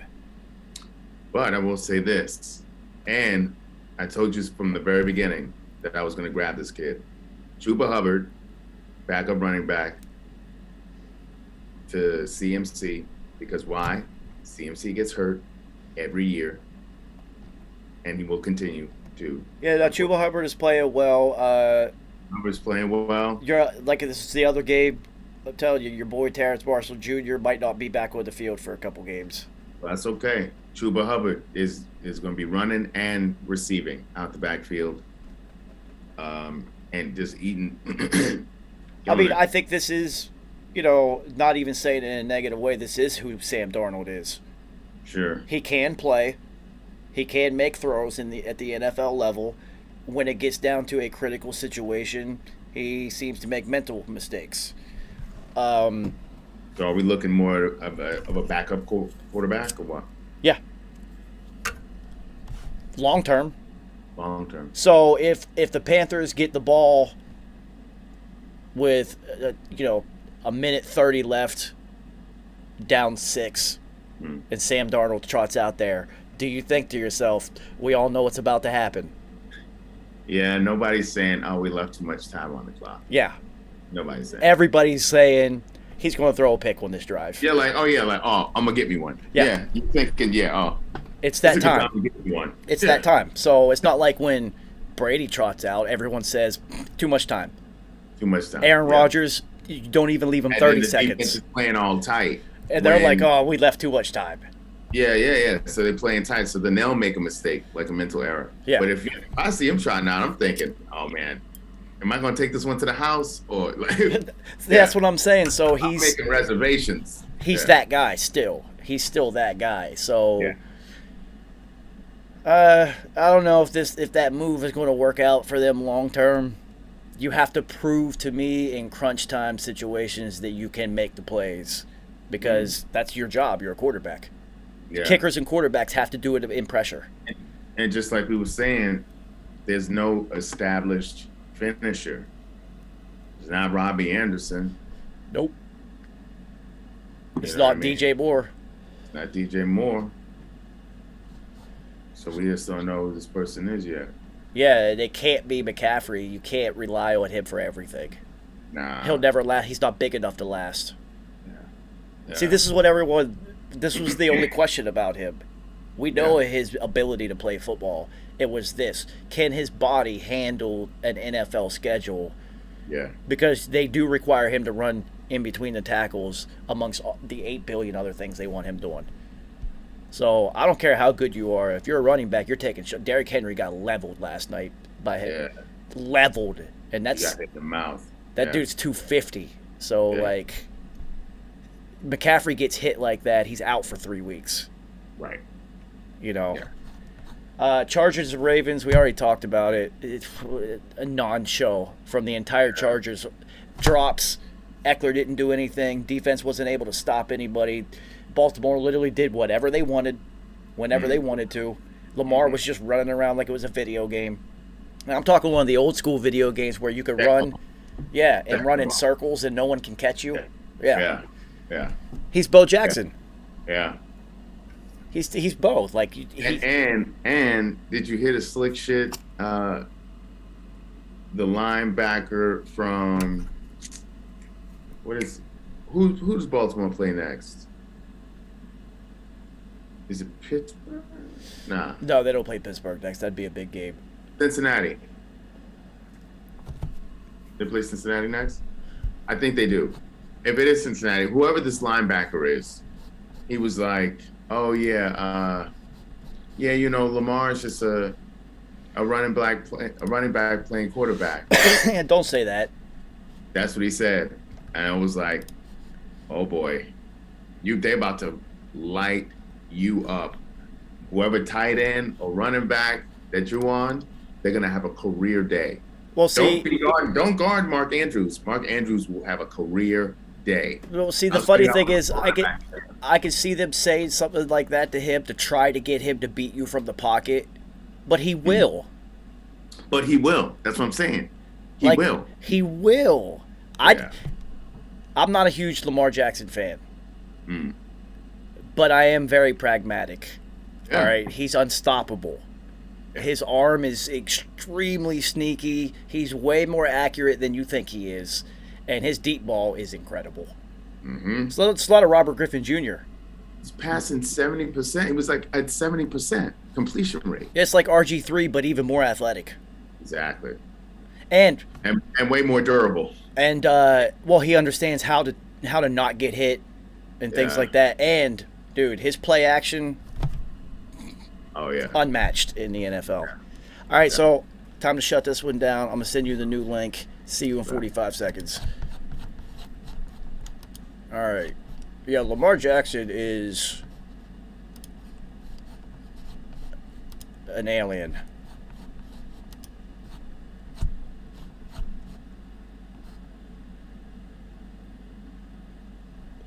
He's one of those players that I don't care. You just cannot deny his ability to do whatever he feels like doing on an NFL field. He's already won an MVP. He'll probably win an MVP this year.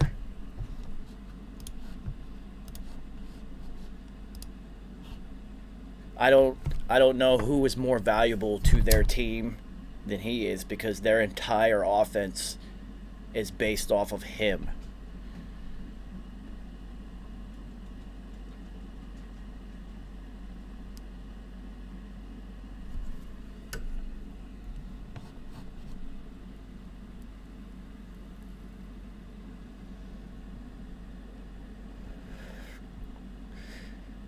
I'm gonna have to ask Carrie. I don't think we're going to see Nice again. I'm going to have to have Nice come in on Mob Deep Monday or something, just so I can talk to my homie. I won't even be allowed to talk about football.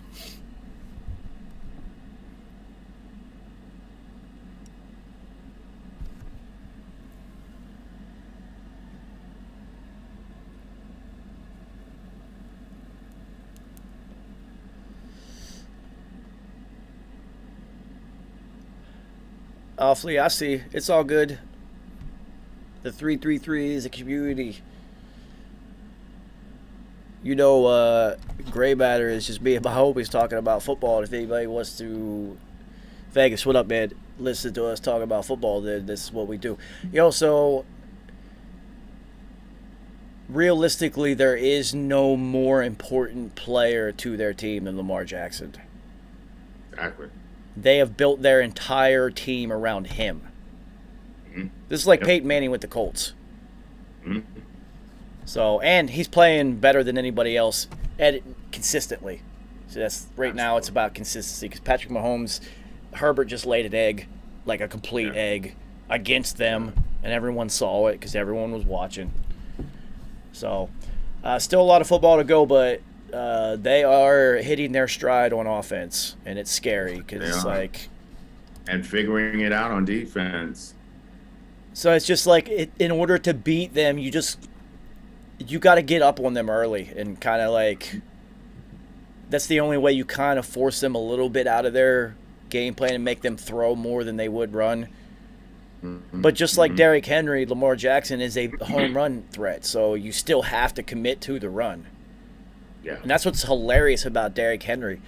So that was their 11th win when trailing in the fourth quarter in the last 2 seasons. Because they'll still run, and I love that. Because he will go for 70 in the fourth quarter on you. And in the fourth quarter, that's when people are tired, bodies hurting, people have been we've said this before. They're the only team who, if they're down, they'll still run and come back. Yeah. Via the run. And they know they're going to. It's just their defense just has to make a stop. They just, and last night they did. Cardinals. You do feel bad for Caleb Fraley, though, the first-round pick out of Virginia Tech, the DB, because he tore his ACL again, and he had that issue in college, which is why he dropped. But that's a tough loss for him. He's just going to get some time, too. Cardinals absolutely destroyed the Browns, both on the field and physically. Browns are beat up. It was surprising how well the Cardinals performed, considering that their Captain Cliff was out with COVID. Yeah. But, I mean, we also talked about this would be a test for the Cardinals defense to see if they could handle a physical offense, and clearly. Well, so I have to play devil's advocate. No Chubb. Right. Both starting tackles out also. That wasn't even really the Browns. Yeah. So but Baker's injury, that's going to loom because he's going to keep trying to play, and every time he gets hit, it's going to tear a little bit more. Yeah. It's just like, how long can you go? Yeah. It would help if they weren't 3-3 now. Yeah. With Cincinnati playing well and Baltimore playing well, then Pittsburgh figuring things out. Giving Ben back his Brazzers password because he's balling right now. Yeah.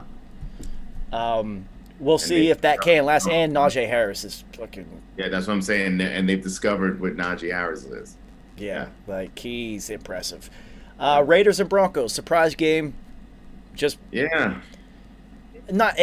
you really look in the scope of it, it shouldn't have been, because this was the emotional, he's finally out of here game, and we thought it was going to happen last week. And Ruggs had a great game, 97 yards, touchdown, 3 catches. I mean, stretching the field like he does. But you see Carr also got Byron Edwards. Yeah, and Jacobs is impressive. He only had 53 yards, but he still had a touchdown, so he is going to score. He is tough around the goal line. He does score a lot of touchdowns. Derek Carr, 341 yards. They're starting without throwing a Waller 85 times. Yeah, so that's what happens now that Chucky's gone. Yeah. So they also they're utilizing Ruggs the same way that the Chiefs used Cheetah. And they are allowing him just go vertical and we'll just throw it to you because you're just going to outrun everybody. Yeah. He is that fast. He will just outrun coverage. Yeah. Yeah. So that's why you see his catches, 3 catches for 97 yards, because one of them was for like 60. So big play threat. The Broncos, after starting out 3-0, are now 3-3, exactly as predicted. Where they should be. Yeah, and they're going to continue to suck. They're not that good. Sutton, though, staying getting busy. Well, Noah Fant got busy, too. He had 97 yards, 9 catches, and a touchdown. Yeah. No Fant's having a season. It's just they're just not good enough. Right. And it's at quarterback. Like, Teddy Bridgewater doesn't win you football games. He just doesn't lose them for you. But, yeah, I know. Yeah. That's a game where they needed to be able to put up 40 points. You're not getting that from Teddy Two Gloves. Well, I mean, also, this running game, I know Melvin Gordon stays beat up. Philip Lindsay, he's gone, isn't he? Yeah, he left. Yeah, so now they got this other Javonte Davis. Javonte, some out of Florida State, the rookie running back, who's starting to snatch carries away from Gordon too, as a matter of fact. So, but I don't think that running game is established enough. It's not. And then, Jerry Jeudy's still out, even though Tim Patrick, good receiver. I don't know. They should be performing better, honestly. They're just not. They're not. They're exactly who I knew they were. At 3-0 start, they beat the 3 worst teams in football. They're the 4th worst team in football, possibly. That's all they did.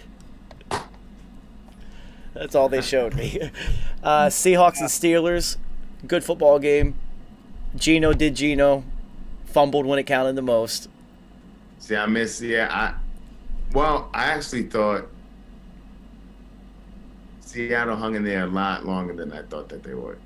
Of course they did. I Alex Collins, another good game out of him. Another good game out of him. The running game's performing better than you thought it was going to, because even when Chris Carson was healthy, they were running effectively. Yeah. I thought DK would have a bigger game because Geno's just like, yeah, I got that guy. I'm going to throw it to him. Yeah. But they made it to overtime. You know, Geno, sack, fumble. We're going to get it back, kick the field goal, we win. Geno did what Geno does. He turned it over when it counts the most.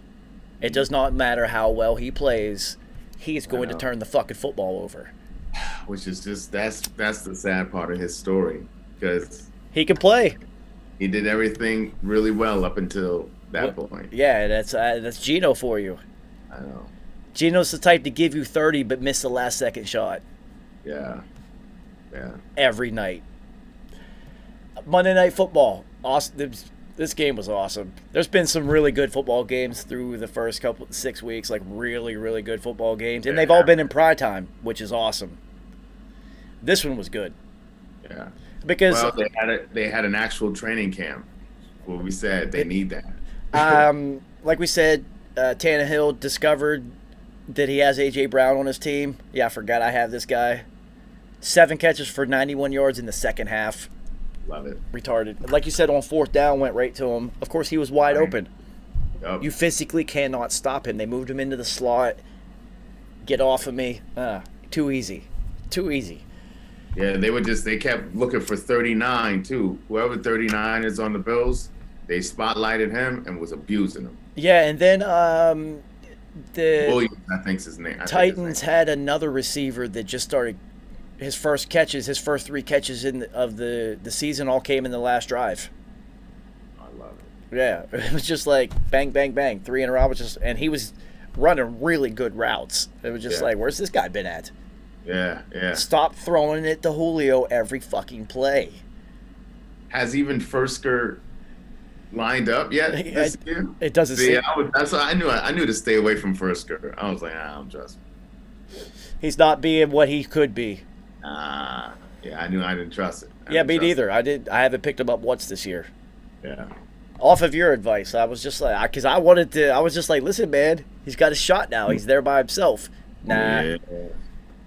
Nah, man, not working for you. So, let's see what we got coming up this week. Let's go into some stat leaders. Tom Brady's still leading the league. It's kind of surprising, but not really. Dak, though, 1,800 yards, impressive. Bobby Wagner is leading the league in tackles again. He's like 34. He's just a machine. Yeah, for real, a machine. Yeah. Derrick Henry is 260 yards ahead of everyone else in the league. Monster. Some monster. Yeah, and Davonte and Cooper Kupp, this is not surprising. Trayvon Diggs with 7 picks is retarded. That's ridiculous. Come on. The next closest one is 3. He doesn't even have to get another pick the rest of the season. He's already going to be first team All-Pro. Absolutely. Cowboys are leading the league in offense as a team. That running game. By 30 yards, too. So they are they are well out in front of everybody. The Bills' defense is still the best defense in football. Okay. They're only giving up 270 yards a game total. That's nothing in the NFL. That's impressive. It's that defensive line rotation. They go 9 deep. So, fresh. Are the Bucs asking Tom Brady to do too much because he is 40 yards ahead of everybody else per game right now? Tom is loving this. Of course he is. No, they're not asking. This is just the headline that came up. It's like, are they asking him to do too much? It's just like, no, it's fucking Tom Brady. Yeah. He's an android. Yeah, if he can still go out there and do it, then it's not too much. The Bills are also leading the league in turnovers. Really? So that defense is, they've got 11. I know Poyer got him one, so I had him going. The Cowboys have 7 turnovers as a team. Diggs has 7 interceptions. Boy. That's Yeah. that's impressive. But yeah, no, the Bills are lead the league. They have 11 turnovers so far. That's almost 2 a game. So the defense, they're playing. This is what happens when you make a Super Bowl run. Yeah. You don't drop picks. The ball bounces your way on fumbles. Yep. Mm-hmm. Things like that. Look, they're leading the league in total defense and in turnovers. So this is a Super Bowl caliber team. Yeah. They very easily could have won that game had they decided to kick the field goal or Josh Allen's foot doesn't slip in the grass.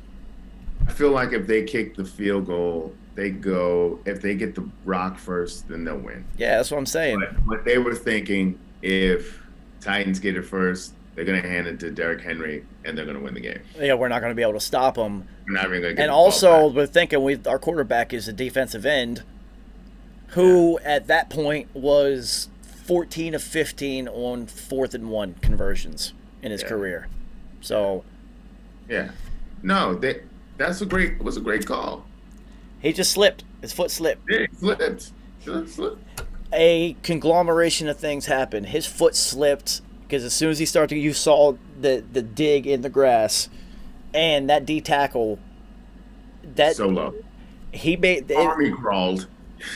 the lineman wasn't even there. Essentially, Yeah. he was. It was so like they didn't have a chance. It was good for them though. Yeah, their defense is playing extremely well.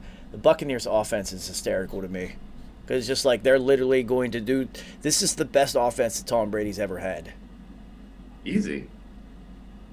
by far. Yeah. People will be like, "Oh, Randy Moss." Well, that was just Randy Moss. That was one person. Yeah. Yeah. He has to decide who's going to get touchdowns in each week. Right. Like they probably have meetings, him and Arians. Like, all right, who's getting it this week? Yeah. And Gronk's not even playing. He doesn't even need to play right now. And that's allowing O.J. Howard has caught a few balls and got a touchdown. Got into the end zone for the first time. I almost said O.J. Mayo. Hilarious. All right, so what do we got standings-wise? The Bills are running away with that conference. Patriots are playing competitive football, but that's what happens when you are young. A lot of new pieces. It's just competitive football. It's not good enough. Yeah. The Jets and Dolphins are terrible. Yes, they are. The Dolphins are terrible. Yeah. Like, there's no hope with them right now. But we've even said that receiving core constantly hurt. Davonte Parker is always hurt. Always hurt. Preston Williams, always hurt. Always. The AFC North. Ravens are 5-1. The Bengals are 4-2. The Steelers and Browns are both 3-3. That's a very competitive conference. Oh, yeah. Which means those teams are inevitably going to beat up on each other. It always happens in a conference like that. AFC South, the Titans are still, with that unlikely victory last night, are going to end up running away with it. The Colts put themselves in too much of a hole at 1-4. I mean, the Titans would have to fall apart.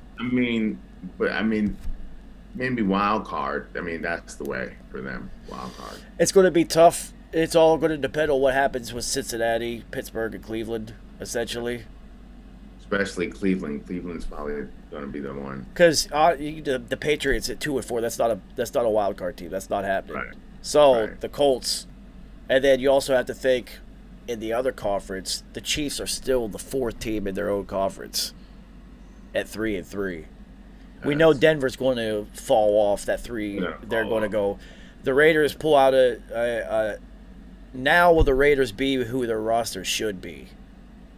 Right. Now that Chucky's gone. Is this the Adam Gase effect? We'll see. They're 1-0. Yeah, they are.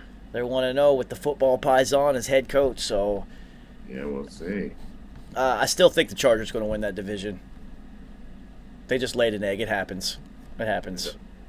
I've seen the Patriots. I've seen them get dominated in seasons that they won Super Bowls. It happens, and especially if you watch the game, they just it's the first quarter, homie. What you going for it on 4th and 1 at your own 19-yard line, down 14-0? What are you doing? That was silly. That's an instant. Now you're down 3 scores. And even if they don't get a yard, you're on the 19. It's Justin Tucker. So stupid. Player, I know. So dumb. Yeah, he definitely coached his own. That's all that analytics shit doesn't play out sometimes in the real world. Sure. Because you're looking at analytics, you're not looking at the flow of the game. And the flow of the game is that team is physically beating our fucking ass right now. Yeah. We're not going to get this 1 yard. Let's kick it. What are we doing? Yeah. We don't have no momentum. We're getting destroyed. It's a hostile environment and a physical football team. Yeah. It was loud. Justin Herbert constantly was having to cover up his ear holes to try to hear what was going on. They did not perform well. It was not impressive from the Golden Boy. That's for sure. But start number start number 21. It's going to happen. You got to take some lumps. NFC East, Cowboys will continue to run away with this one, Kerry. Good for you. Bad. I was on Washington. No. No, we were on Washington's with Fitzmagic. Well, whatever.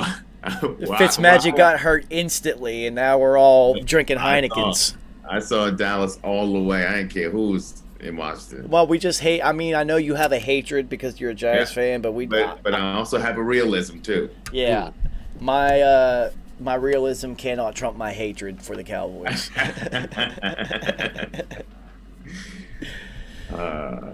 Yeah, they're going to run away with that shit. The rest of those teams suck. Oh, yeah. I mean, good for the NFC East to have a real football team that's going to win it. Yeah. This is a Super Bowl contending team. This isn't like somebody a real representative. Yeah. Yeah, this isn't somebody team that's just going to get into the playoffs and might sneak a game because they won the division. This team is really fucking good. Yeah. No, you have you better pay attention because they will blow you out. And the NFC is kind of weak, so they have a real solid shot because it's NFL football playoffs is a one-game scenario. Anybody could win. Mm-hmm. So they really do have a shot. And this is without DeMarcus Lawrence. He comes back. Randy Gregory is playing lights out. He's getting busy. Well, he almost killed Mac Jones. Yeah, he's getting busy. He's been in every quarterback's grill this entire season. When he came off a suspension last year, just a couple of games he played, I said, oh man, this guy's gonna be a problem. Him and Lawrence are gonna be a problem. Parsons is all over the place, and of course Diggs right now is the defensive player of the year. Yeah, easily. So, especially with Cleveland taking some L's, that hurts Myles Garrett's. And Dallas goes 5 deep at receiver. This kid Wilson, nice. Yeah. They'll just have him on gadget plays, and he's like doing spins, hitting the B button on people. He's like he's a threat to score every single time he's in the game. Yeah, that's basically he's like a home run hitter. Yeah. Yeah, so and like the emergence. Leo Collins is not even back because he's suspended. And like I said earlier, the emergence of CeeDee Lamb getting rid of that rookie jitters of the drops and the missed assignments and the missed routes and things like that. Now he's more confident. You're seeing it. He's he is special. It's like Percy Harvin special. And I gotta say, I know how I feel about Amari Cooper. Well, what I saw out of him this year, I mean, he's been toughing it out this year. Yeah, I got to tip my hat to him this year. That's because he sees that entire. He's playing now. Hey, there's 4 other receivers. He's like, shit, man, fuck.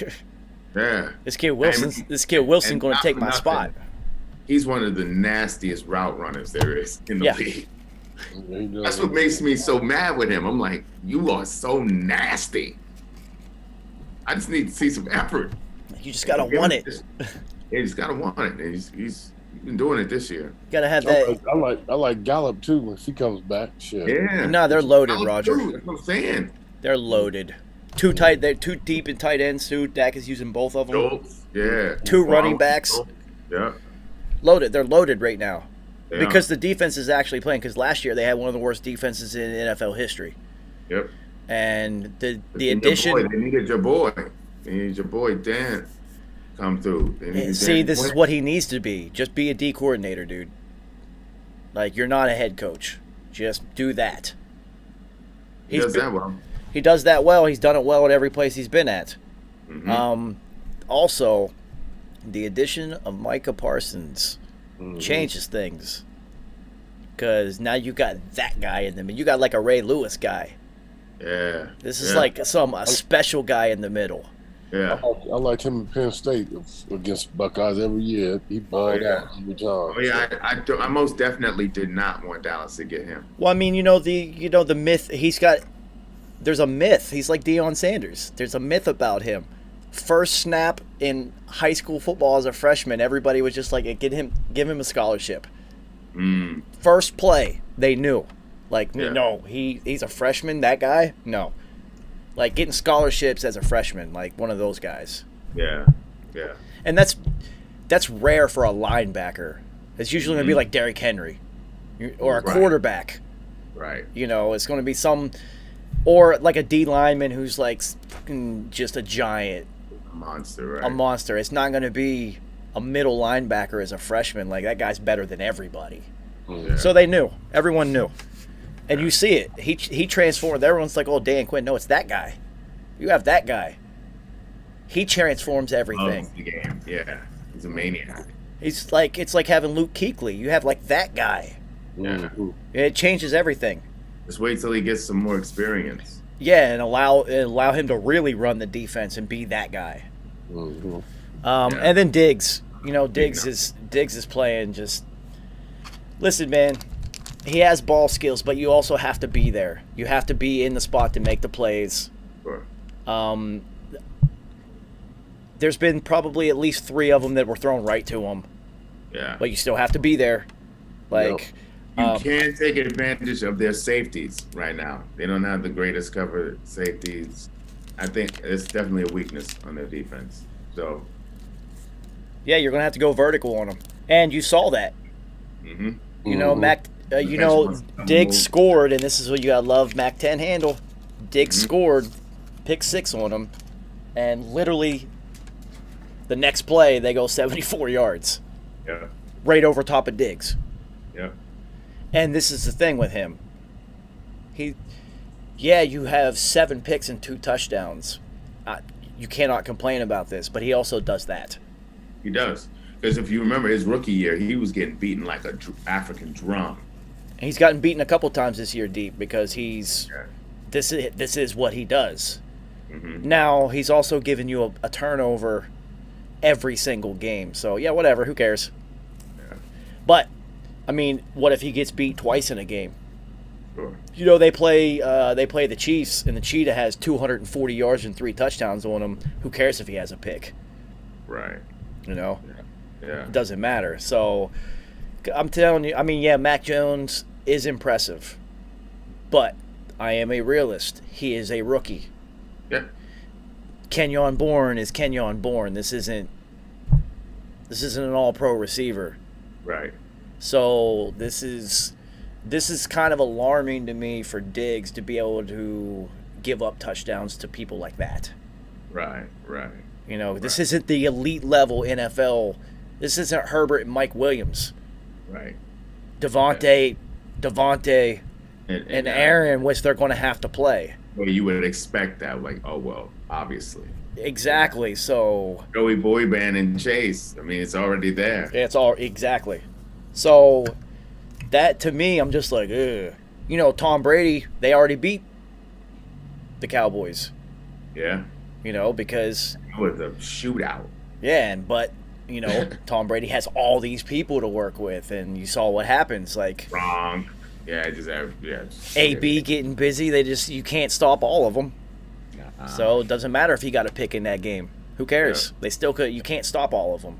Exactly. And like you said, the Cowboys weak in the back end. That's a team that the Bucs are built to beat that type of defense. Godwin and Mike Evans. And then Gronk. And then 2 receivers that they don't even use. Scoots. And this Taylor kid who just shows up every third game and makes a third down catch. Diving, yeah, he makes some ridiculous catch. It's like, damn, how come this guy doesn't get more time? Oh yeah, Godwin. Oh yeah, Evans and all yeah. these people. Yeah. Now OJ Howard's playing. He's getting into the rotation. Can't double team anyone. You cannot. And they got Gio now. They picked up Gio, which Tom's just like, yep. Who, as soon as, I'm telling you, the second the Bucks picked him up, I instantly went onto the waiver wire. Yep, let me grab him. And now Leonard Fournette just has to focus on running. Yeah. Ronald Jones buried himself on the bench. But He's over. It's they should trade him and get some type of DB because Richard Sherman's out for 3 weeks. I know. They've got nobody in the back end. Apparently, Gilmore is going to start playing, if not this game, the next game for the Panthers. Because he's been out. Yeah. Yeah. I mean, that'll help because he's only, was this 2 seasons now removed from Defensive Player of the Year? It's not like he fell off. Exactly. You know? Yeah. It's not like it's going to be like Revis. Because Revis played at such an elite level, and then all of a sudden there was a drop-off. Right. And it was just like, wow, it was a dramatic change. It happens like that for DBs, though. You know that. Yeah, like, of course it does. Riding high, and then all of a sudden, bam. Yeah, but you just hope that they'll be like Darryl Green. Right. You hope. Right. But Right. Darryl was an alien, so. But then you got to look at the other greats, Woodson, the law firm of Woodson, who decided to move to safety. Which is a great, smart move.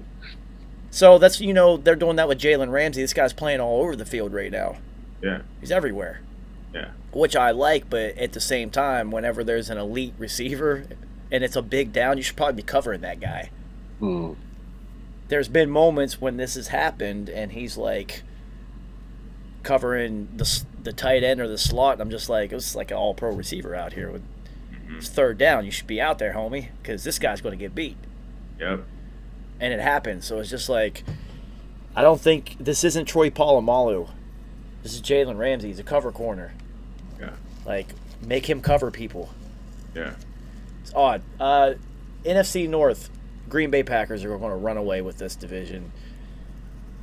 The Bears are who they are, and the Vikings are going to go 500. And the Lions suck. The Lions might not win a game. I would hate that for knee-biting Dan Campbell. I mean, if they come out and perform like that more, they're going to be terrible. Like, the first 5 games of the season, they should have won 2 of them.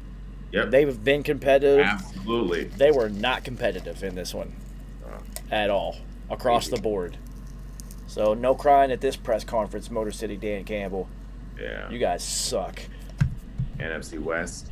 Well, NFC South, it's Tampa Bay. Come on, there's no. Oh, yeah, I mean, that's a foregone conclusion. NFC West, though. The Cardinals are still undefeated. They're not going to go undefeated. It's impossible. But boy, is their offense impressive. It is impressive. Hey, Green, it's good to see you again, buddy. Love it. But Christian Kirk balling. Now they got Zach Ertz. They just picked up Zach Ertz. Yes, picked him up. They're another team that is an embarrassment of riches because Rondell Moore should play more than he does. It's just they got it. AJ Green's balling. Yep. Christian Kirk's got like 4 touchdowns this season. It's just like, I don't know what their tight end situation is like. Well, they got Zach Ertz now. Exactly. See, that's why it was a question. See, they just answered a question that was about their only offensive question is they need that guy because their running game's doing well because you have to account for Kyler and everyone else, so you can't just load up the box. So it's kind of like if anybody's back there, they should do well. Yeah. The Rams, I mean, it's the Rams. They're loaded. Cooper Kupp's unstoppable. Their defense has top-tier talent at a few levels. I mean, you just wonder about the running game because they, Sam Akers losing him for the season was a blow. Darrell Henderson Jr.'s all right. He's good. I mean, he's all right. Sony Michel, I don't know if I could get behind that running game. Nope. That running game doesn't scare me. It doesn't, but I don't think they need it. You need a little some, though. You need a little some. What's surprising is San Francisco at 2-3 is basically out of this shit already. I know. You know, that's like Seattle, especially with Russ getting hurt. Yeah, they're done. Who knows? This might end up being Russ and Pete's last year in Seattle. They might try to tear it all down. This would be the perfect way for it to break. Yeah, you know, it makes the most sense. Sierra doesn't want to be out there anyway. And he's out on IR, whatever. This is probably the least amount Russ has been beat up in the last 10 seasons. Speaking of Russ, did you see the video of Russ? No, you didn't.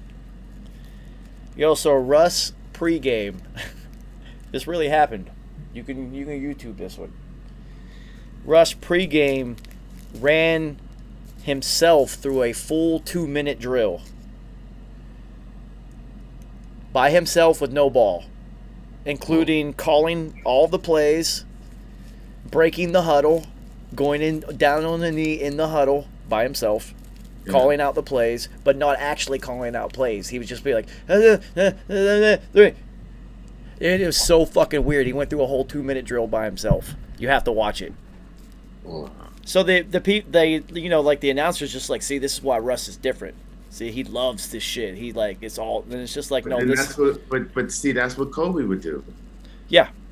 When he was in, it was like Kobe would just be just dribbling, no ball, just dribbling, spinning, spin moves. Mentally working. While they're having a meeting. He's just like working on moves. Yeah, so, I mean, I get it. If this is Russ's last year in Seattle, where does he go? Chicago has Justin Fields now, so that's out because that almost happened last season. New York, Jets. Giants. I would love that. Dude, hey, now that Danny Dum Dum is going to be out, I could actually see this happening, Kerry, because you know Sierra wants to be back in New York. Yeah. You know Russ wants to be in New York, too. Love it. I was thinking D.C. until you said that, Roger Harper. Yeah. Okay. Because D.C. was kind of an option last season also. Right. But the Giants actually makes the most sense now that we all know it's over for Dum Dum. Mm-hmm. It sure needs to be. It sure needs to be. And we got to get Ghetto Man out of there. We got to get him out of there. So, I mean, if Russ comes to town, it's like a whole rebuild. You get rid of the GM, bring in a new GM. Yep. You know, Russ changes the whole culture. Yep, sure does. Instantly, he's a culture changer instantaneously. And he and Eli get along. They like each other. Yeah, so no, that Roger Harper, that makes so much sense. It won't be the Jets because they are tied to this kid for a while. But the Giants make so much sense. Also,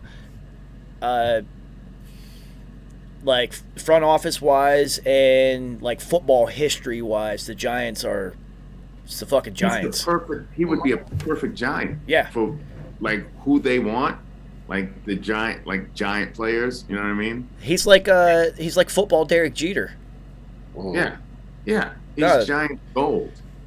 Yeah, Roger Harper, call your friends on the Giants and tell them they need to make this deal happen because that makes so much fucking sense. Mm-hmm. And they got a good receiving core. Yeah. When healthy. Yeah. I mean, if Russ is there, I think everybody would be a little bit more healthy. Oh, yeah. And Tony would eat. Oh, my God. Because you see what he does with Tyler Lockett. Tony's... And Galladay, all Galladay would have to do is stay healthy. And his numbers would be crazy. Oh. Yeah, and, you know, you're going to have to make a move like that to compete with Dallas. Yeah. And would Evan Ingram figure it out better with Russ? Plus, you can't figure it out with Russ because Russ hooks up tight ends. Then you can't figure it out with anybody. Played with Russ is a thing. Yeah. So you can bring other people to the Giants also because they'd be like, oh, I can go play with Russ. Yeah. So for me, the Evan Ingram experiment is over. I mean, he says, I don't care how fast he is. You can't catch. Oh, that's such a good matchup. I don't like the Giants because of what those two Super Bowl instances. But man, that's such a good pairing. Yeah. Across the board, like, trust me, if you don't think Sierra doesn't have sway in that relationship, he's going to the Giants. I love that. Are they going to trade him or cut him? I don't know what his contract scenario is. This the last year of his deal? I don't know what it is. Yeah, I don't either. But I'm sure they would work that. If it was up to Pete Carroll, they would work that out some sort of way. But I don't know with this GM. And this will probably be Pete's last year. He's one of the older coaches in the NFL, even though he doesn't look or act like it. He is. Right. He is. Yeah. I think he's the second oldest behind Belichick. Yeah. Yeah, they're like right there with each other. Yeah, he's only like 1 year younger. Interesting. What an interesting run that Pete had in Seattle. Absolutely. Because he did deliver a Super Bowl, and it should have been 2. Yep. And if it was 2, it could have possibly been 3. Yep. Yep. It should have been 2, and I'm a Pats fan, people. It should have been 2. But you see what kind of record he put up there? I mean, talk about a culture change, the entire culture change. And it wasn't just Russ. You can't think that Russ came in and changed the culture, because they had the Sean Alexander, Hasselbeck era was competitive. Yeah. And going to playoffs. Yeah. And Alexander was winning rushing titles. He was. You know, and then Johnson was there. And then they made the decision. No, Russ is. You see what he's doing? We're gonna start this guy. I don't care how much we just paid Matt Flynn. But that's after Holmgren bounced, and you got Pete in there. Pete was like, "Oh yeah, I don't give a shit about this Flynn dude. This guy." You see what this guy is doing? All right, so we will look at what happened next week, and I will send you a new link, and I'll see you in 45 seconds. All right. Yeah, Vegas. The Cowboys are balling. Whether any of us like it or not, it's happening. They are one of the best teams in football.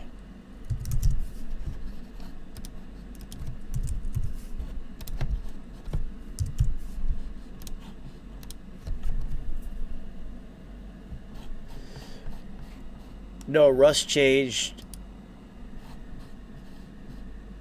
what was currently happening in Seattle. But Pete changed Seattle because they were terrible when Pete Carroll got, or when Mike Holmgren got there, and then Mike Holmgren got them competitive, and then when Pete took over, that's when things changed. And, you know, Dan Quinn being a defensive coordinator, which is what Dan Quinn should be doing, is being a defensive coordinator. So, and of course, you know, when you have a defense that has a nickname, yeah, of course he will.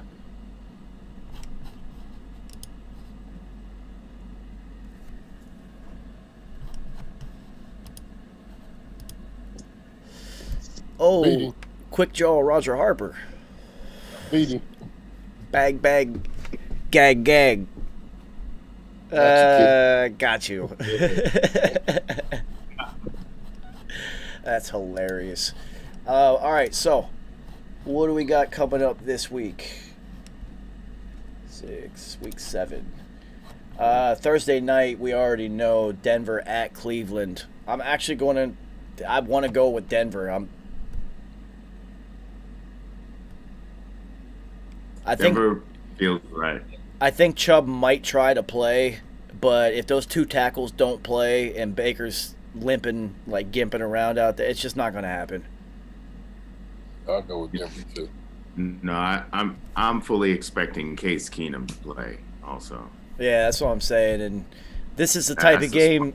Yeah, this is the type of game that Teddy Two Gloves wins. Yeah. You know, because I don't expect Cleveland to go out there and put up 40 like they have been the last couple weeks. Right. Right. Nah. Hunt's out for a couple weeks, so. Yeah. Hunt's out for a couple weeks, so. Yeah. Yeah, and Chubb has a calf injury also, which could easily be re-injured by going out there too early and whatnot. Exactly. And it's a Thursday night game. Such a short turnaround too. This is not good for them. Yeah, they just had the game they just coming off of. Yeah, it's rough. Yeah, I'm actually going to. Denver might be favored in this one. I'll have to check the spread on this one. But my football instinct says Denver wins this one because Cleveland is just decimated. Yeah. And their defense is as many people as they have on there that are impressive is not impressive. Yeah, I thought there were going to be some people who had better contributions up to this point. Yeah, dude, they're giving up like multiple games of over 30 and 40 points. Like, I know it's modern day NFL. Flash. Yeah, it's Myles Garrett's doing what Myles Garrett does. I mean, Clowney had like a couple flash plays, but it hasn't been consistent. Yeah, nobody's being consistent At all. on that defense. All right, Washington at Green Bay. This is easy. Packers are rolling right now. Washington is not. Right. Kansas City at Tennessee. See, this is intriguing because this is the type of game that Kansas City can lose if Derrick Henry gets off early. Mm-hmm. Mm-hmm. And Kansas City has one of the worst run defenses in football by far. But as a new fantasy guy, this is the type of game that Derrick Henry goes for like 98 yards and doesn't score for some fucking reason. I know. Honey Badger causes him to fumble. Yeah. You know, Kansas City scores early on them, so Derrick Henry's not even a factor because they have to throw every time down. Right. You know, this is such a it's whoever hits first in this one. It would be a Julio HJ game. I fully expect A.J. Brown to get off in this game. Yeah. I fully expect Tannehill to go for over 300. He's going to have to. It's been proven you've got to put up 30 with these guys. You can. Yeah. You can. It can be done. It's not that hard. Yeah, you can do it. It's been done 3 times to him this year. It's not that difficult. I don't know, man. That was just a flip of a coin. It's whoever hits first and early is going to pull this game out. Yeah. It will be interesting to see what the Tyreek Hill status is because though he did play, he was not a big factor because he was questionable. So they weren't sending him vertical. And then who are those snaps going to? They claim they're going to get Josh Gordon more involved. They didn't. They They got Williams involved, and then there was another new kid. Okay. That was getting touches. So, that one can go either way. Man. I don't know. I'll have to wait. I'll wait literally until Sunday morning to pick that one. Yeah, I got to wait on that one. All right, the Futility Bowl is taking place in Miami this year. Atlanta at Miami. Ooh, what a terrible game. Horrible, but I'm still going to go with Atlanta. And this is Miami's going to win. This is just how it goes. Yeah, oh, wow. Tickets for that game are $20. And Tua's back. Yeah, they suck with Tua, though. You know. I'm going to go with Atlanta, actually. And Gaskins. Man, it seems like Gaskins played better when Brisket was in there. Yeah, I look for Pitts to continue to just get busy now that Matt Ryan's got his guy. And is Ridley out or is he back? Should be back. It was a Roney thing. Okay, yeah. Okay. So, yeah. If fully healthy on offense, Atlanta. Yeah. That one's pretty easy because Miami's just not playing well at all. Nah. Defense isn't even playing well. It's really weird. Jets at New England. Pats. That's easy. That's an easy one. Will we ever hear from Nice again? Probably not. Was he on tour? He on tour? We won't hear from Nice until it's Hell freezes over. until the Lakers are in the playoffs, and then we'll hear from him. I was gonna say, if the Jets do happen to beat New England, we'll be hearing from him for sure. I doubt it because he didn't even pop up after they got that first W. Yeah, that's true. He knows. He don't want to hear it. He knows. I already told him. I sent him too many Saved by the Bell memes already. Yeah. I overplayed my hand, Roger Harper. He already knew what he was in for. I couldn't help it. It's too funny. He put all that hope into this. I've seen Nice put all his hope into so many quarterbacks, and all of them have been terrible. And I know this kid has an arm, but it's the Jets. It's not Joe Burrow. It's not a difference maker. It's not a culture changer. What culture does Zach Morris bring? Mormonism. Exactly. You're in New York and you don't go out because you're a Mormon. Your mom won't let you. She doesn't want you around whores. She literally said this.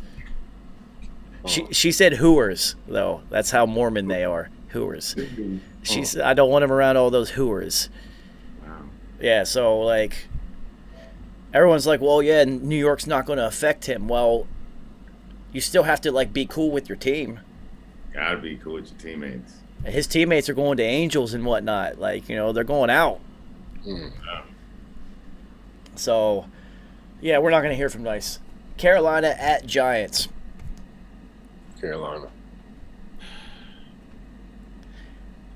Yeah, Saquon's out. They have no hope. Yeah. Cincinnati at Baltimore. This is a good football game. Football game, yeah. Because Cincinnati does go vertical. So Marlon Humphrey's going to have to cover Chase. Yep. So then opens up T. Higgins. Tyler Boyd should be getting busy. Tyler Boyd as well, right? Ooh. Where's the game? In Baltimore. Baltimore? it's gonna be a good one. Been a nice little test for Baltimore too. Yeah, can Baltimore continue after a big primetime win over everybody's Cinderella team at this point of the season? Yeah. Yeah, I think they will. I think they do continue to roll on. This is a hardball team. They don't let up. There you go. I'll have to see what Cincinnati's defense, like run defense, is. I don't know what statistically it is, but I don't think it matters because Baltimore's off. The run game is around. Yeah, and also that Lamar. Baltimore middle linebacker. Dude, Yeah, he was Queen. No, I'm saying no. Cincinnati. I mean. Oh yeah. That's the linebacker that was talking shit about Lamar Jackson. That's right. Yeah. So yeah, I'm gonna go with Baltimore. You don't. Yeah, he's gonna be a target. Yeah. You don't poke the hornet's nest. That's stupid of you. Philly at Vegas. Vegas keeps on rolling in my eyes. Yeah, Philly's not that good. They just haven't figured it out. And they have to go to Vegas, which it's still a thing. And Yeah. I think the Chucky effect continues. Good old Chucky Bigot. Yeah, I think they continue to roll now that the Black Shadow is gone. Well, I will say this: Davonte Smith has played well in every game he's played in so far this season. Yeah, he's on my fantasy team. Him and Hurts is. I think in week 3 I picked up Smith because I was just like, all right, he likes him already.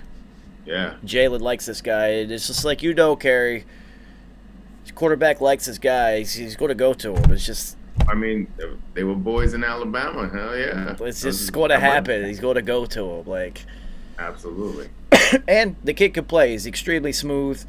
And Yep. you can be that size in the NFL now. It doesn't matter. Yep. He doesn't really take shots either. They don't, it's not like he's going across, running slants across the middle. And then he gets down. I mean, he's fast enough to run away from you, but then, he'll get out of bounds. He's not going to try to put you on. He's not big enough to. He's not stupid. Deshaun Jackson never tried to take big shots. No, he did not.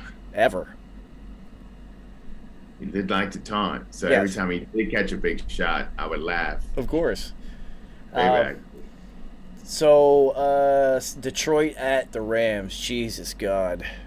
Oh, boy. Yeah. Boy, the Rams had a little cupcake schedule going on with it right now with them. Absolutely.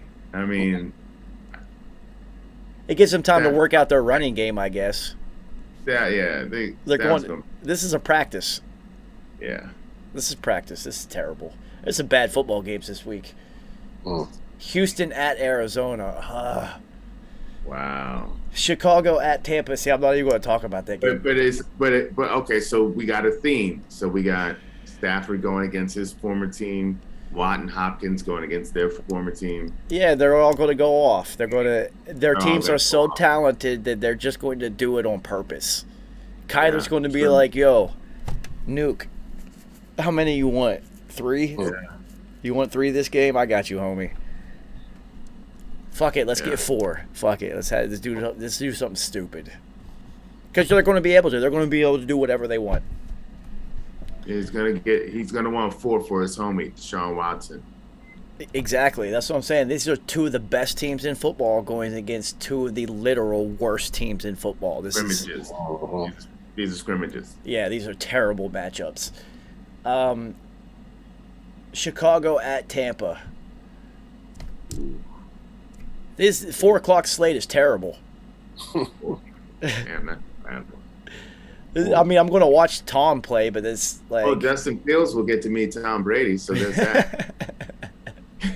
There you go. Yeah, you can ask him how not to take shots like he did that last game. Oh, yeah.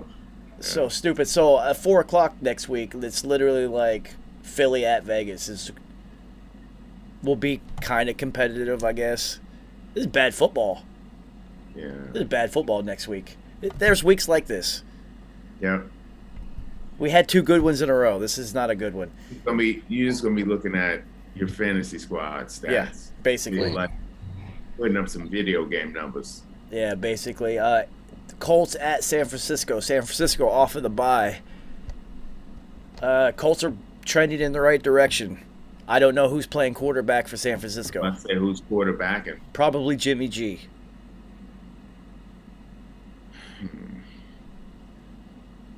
Who's going to be running the rock? Have they? San Francisco's 2 years. This is 2 seasons in a row where everybody's getting hurt. Yeah. So like who? I know the rookies just got there, and San Francisco running back Wade get hurt. So Sermon, Elijah McClain, like who's going to be running the rock? Probably Deebo Samuel is going to be running the rock. Probably. I'm going to go with the Colts. Yeah.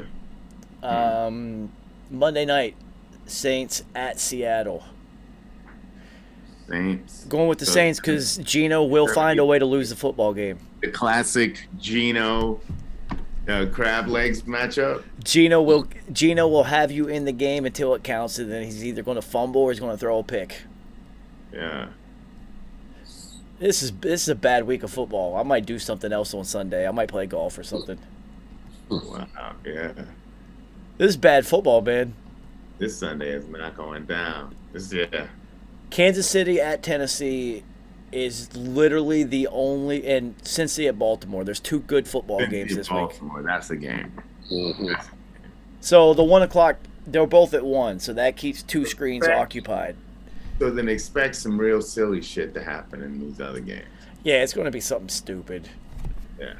Fantasy-wise, there's going to be somebody that no one's ever heard of have 3 touchdowns, and they're going to be rushing and trying to pick them up, and that's going to be the best game of all season. yeah, it's I hate shit like that. So bye week, we're into the bye. Buffalo, Dallas. Good for Dallas because Dak did hurt his calf on the very last play of the game. So he's questionable for week 8 at this moment. Yeah. Minnesota, Pittsburgh, Chargers, which they need to buy after that fucking performance. They need to go reevaluate themselves. Sure. And then Jacksonville, just because they're coming back from London. Kind of sucks for them because they just got a W. momentum going. Yeah. So, Urban Meyer used to do this in college, I think, also. Do you notice that he doesn't watch the game? Yeah, he doesn't. Yeah. Like, when the play starts, he looks. He puts his hands on his knees and looks down. That's that college shit he be doing. Like, he doesn't. I don't understand that. Yeah, he doesn't watch the game. It's like, how do you know what's like how to make adjustments? Like, how do you know what I mean? That doesn't make any sense to me. Because, like Rodgers said, in college, he's not making adjustments. He's a recruiter. He's just captain of the ship. It's everybody. The coordinators are doing everything. Yeah. Even at my college, head coach was the special teams guy. Yeah. So, like, when there's whoever's on the field, the coordinators are running everything on the sidelines. Right. Up in the press by everything. The head coach kind of is college. He kind of just roamed the sidelines like Joe Paterno. You think Joe Paterno was making adjustments? No. Yeah. Look at even Nick Saban. Nick Saban, you can tell when Lane Kiffin comes into Alabama and is running the offense there. It's a whole different thing. Yeah. It's different. He's literally, it's weird. It's weird because they were talking about it on the Pat McAfee show, and on Ryan Clark said something about it. Like, he's not watching the game. It's weird. Yeah. He's just, it's weird. It is. I mean, I know he has all those health issues. Is this like a heart thing? Like, he can't watch? I think those are excuses. Yes. Also, supposedly, on the Urban Meyer tip, there's a third angle that has come out of the infamous Urban Meyer Chop House video. There's a third. I haven't seen it yet, but from what I heard, it's even worse. So he's digging in. But I'm going to the Chop House Thursday for my daughter's birthday, man. I'm going to look for the spot where he was getting busy at. I'm going to go stand in that spot. I'm going to take a picture and send it to y'all. You have to. You got to do the guns, too.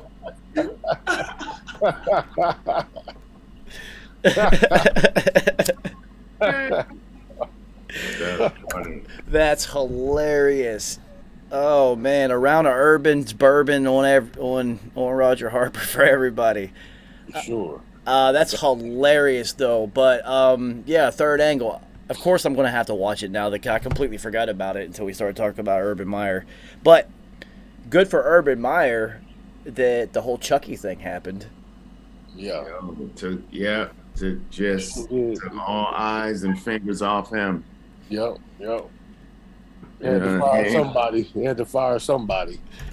Yo, so speaking on that, so the NFL has said it has already gone through all 650,000 emails, and there is no other disparaging emails from anyone. Yeah right.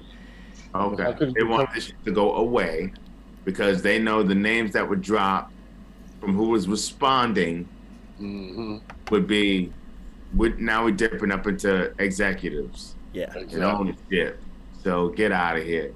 There's no more disparaging remarks. Get the fuck out of here. Okay.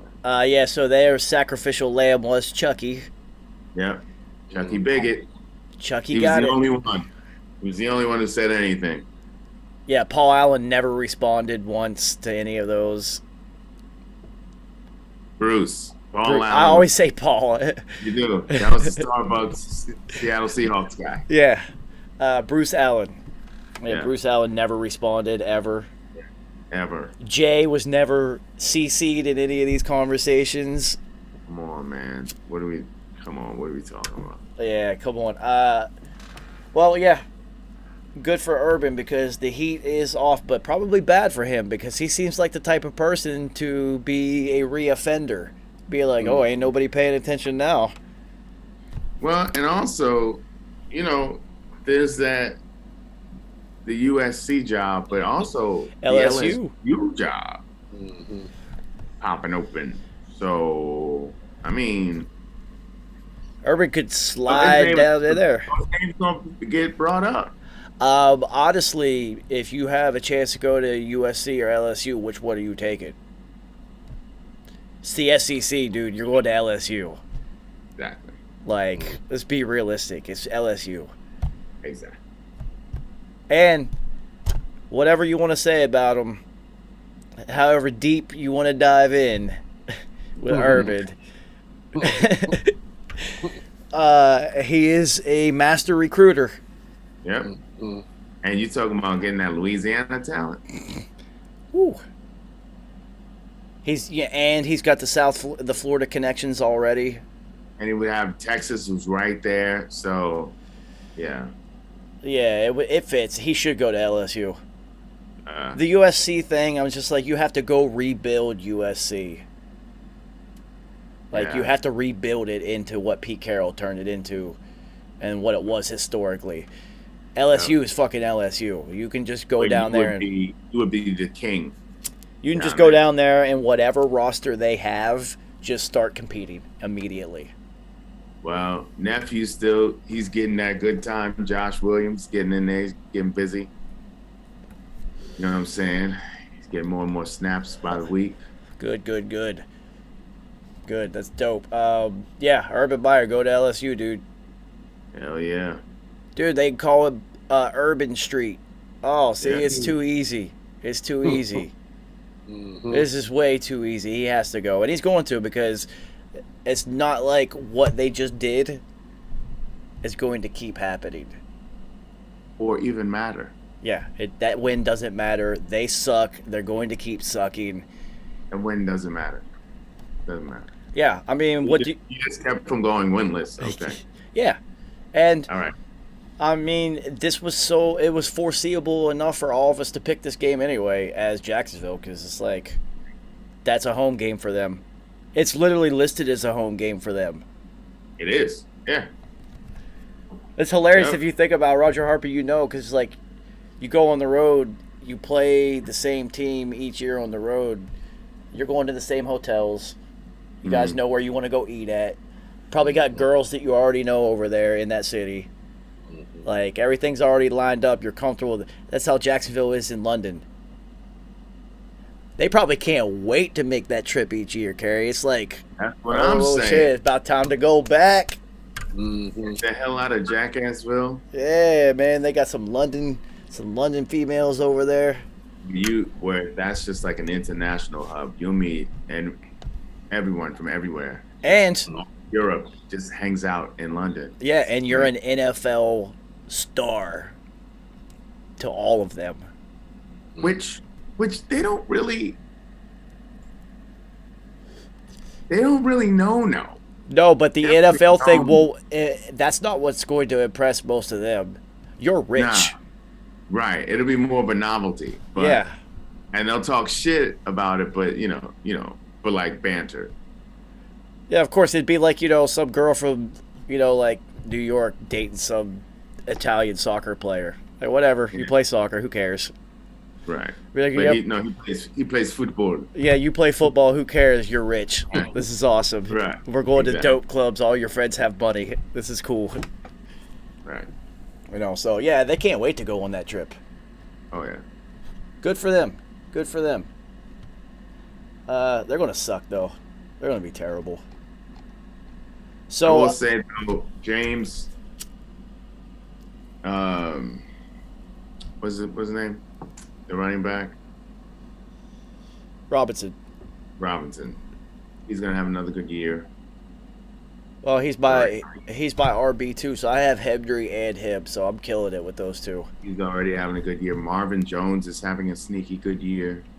Yeah, see, this is, when your quarterback gets comfortable with you. Trevor Lawrence is just like, all right, I'm new here, but I like you. Yeah. So far, I've built with you. So there's going to be a couple of things that. I mean, everything is new. This is all new. Yeah. They even changed their uniforms back to this and got rid of the dual helmet thing, the dual colored helmet. They brought in Urban. It's supposed to be a whole new rebranding. They're supposed to be building a new stadium, which is kind of stupid. They're going to move to London. Yeah, they should.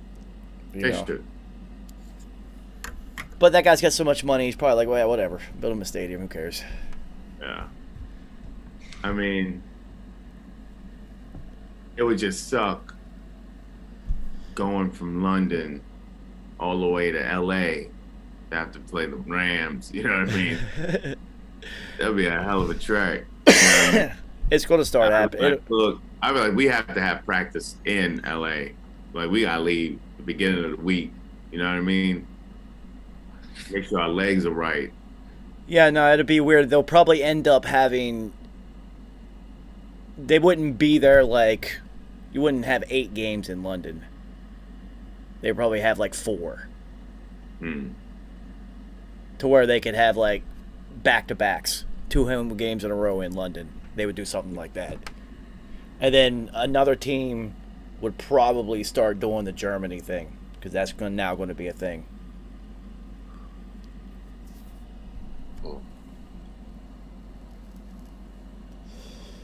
It's going to suck to be a terrible team because you have to make those trips. Yeah. So I'm just thinking if that even makes sense. Like, Canada, yeah, because right there. Mexico, easy. Mexico, yep, right there. London, you talking about from right here. London is 4 or 5 hours by plane. From New York, right on the coast. So you talking about you add 6 more from LA, so 10 hours? 10, well, 11 hour flights? Well, even Jacksonville. Yeah. That's still hours onto it from south of there, so. Right. Arizona, super long trip for them. Seattle, that'd be ridiculously long. Yes, I don't know. I mean, it'd have to be East Coast teams. It would have to, logistically. You could leave the West Coast teams to play in Mexico. If you wanted to do it like that, it'd make more sense. Yeah. So, I mean... That's how you find into new territory, sure. Yeah, I mean, it's just, you throw Germany in there, who's next? And if you were to do, like a London team versus a West Coast team, then you just have to have like a middle ground, just like an off-site, like they do for the Red River Shootout. See, that's where you could play in another country. Yeah. They'll figure it out, whatever. The NFL's expanding globally, whether anybody likes it or not. It's going to be interesting to see what Canada does, because Canadian Football League was going to merge with the XFL, and then the Roni hit. Because, the Roni hit and Canadian Football League shut down. Yeah. They didn't just, go on a break. They shut down. Yeah.